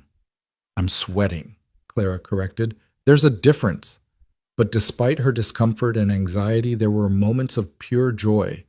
Feeling the baby hiccup, watching Daniel's face when he felt a particularly strong kick, Tommy singing lullabies to Clara's belly each night. The baby knows my voice, Tommy announced proudly. They always move when I talk. That's because you never stop talking, James teased, but gently. The baby likes stories, Tommy insisted, just like Mama Clara taught me to like them. One evening in late May, as Clara lay in bed feeling particularly enormous and uncomfortable, Daniel brought her something wrapped in cloth. What's this? She asked. Open it. Inside was a small wooden cradle beautifully carved with intricate designs of flowers and vines. Daniel, it's beautiful, Clara breathed. Where did you pull? I made it, he said, suddenly shy. I've been working on it in the barn at night. I wanted our child to have something special. Clara traced the carvings with her finger tears flowing freely. It's perfect. There's more, Daniel said, pointing to a particular section of the carving. Look closer. Clara looked and gasped. Carved into the wood were their initials C and D intertwined with a small T beside them, and a space for another initial. For the baby's name, Daniel explained, when we know it. We should discuss names, Clara said, pulling him down beside her. I have ideas, Daniel said. If it's a boy, I'd like to name him after your first husband, William. It seems right honoring the man who loved you first. Clara's throat tightened. And if it's a girl, Grace, Daniel said immediately. Because that's what this whole thing has been, pure grace. Grace Hart. Clara tested the name. It's perfect. The pain started on June 3rd, just after dawn. Clara had been restless all night, unable to find a comfortable position, and when the first real contraction hit, she knew immediately this was different from the false labor. Daniel, she said, shaking him awake, it's time. The next hours passed in a blur of controlled chaos. Dr. Williamson arrived quickly. Sarah and Margaret prepared the bedroom. James took Tommy to stay with the Morrisons, and Daniel refused to leave Clara's side despite the doctor's suggestion that he wait outside. I'm not going anywhere, Daniel said firmly, gripping Clara's hand. Men don't usually, the doctor began. I don't care what men usually do, Daniel interrupted. I'm staying with my wife. The labor was long and difficult. Clara's age made everything harder, and there were moments when the pain was so intense she thought she might break apart. But Daniel was there, steady as a rock, talking her through each contraction, reminding her to breathe, telling her over and over how strong she was. I can't, Clara gasped after a particularly brutal contraction. I'm too old for this. I can't. You can, Daniel said firmly. You're Clara Hart. You can do anything. Clara Jensen couldn't, Clara panted. She was tired and alone and ready to give up. But Clara Hart is different, Daniel said. Clara Hart is loved and supported and stronger than she knows. Clara Hart is about to bring our child into the world.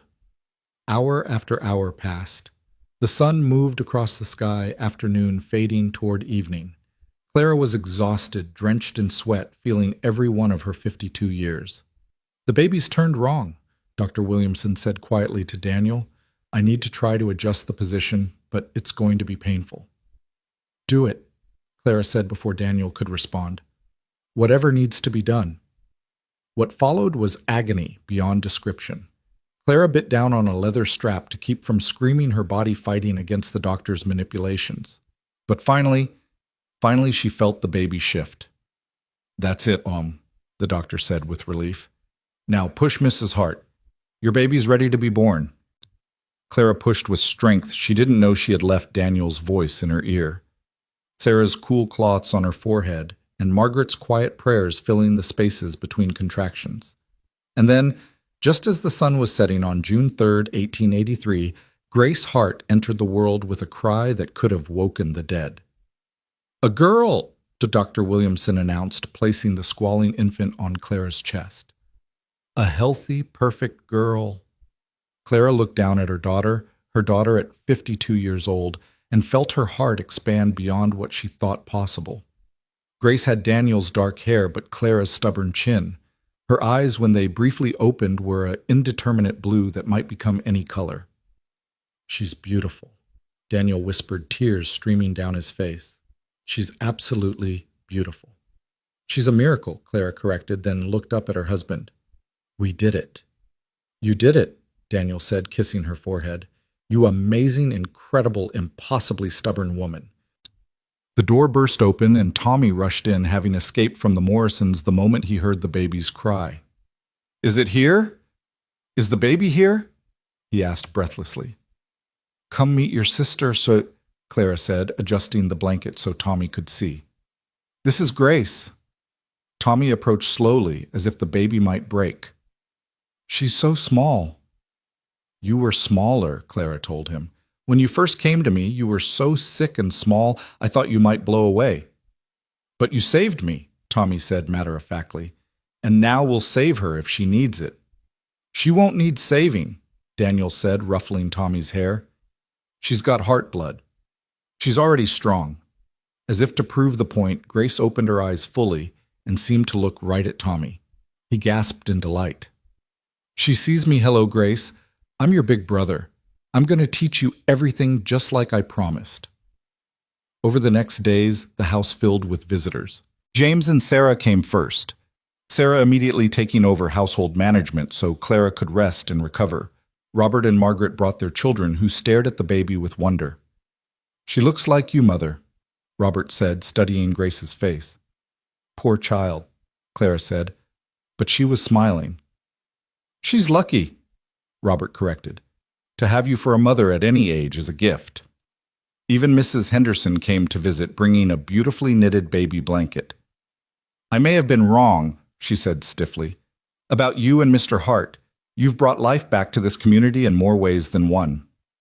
It was as close to an apology as Clara was likely to get, and she accepted it gracefully. Pete Morrison summed up the town's general feeling when he visited. 52 years old and having babies, he said, shaking his head in amazement.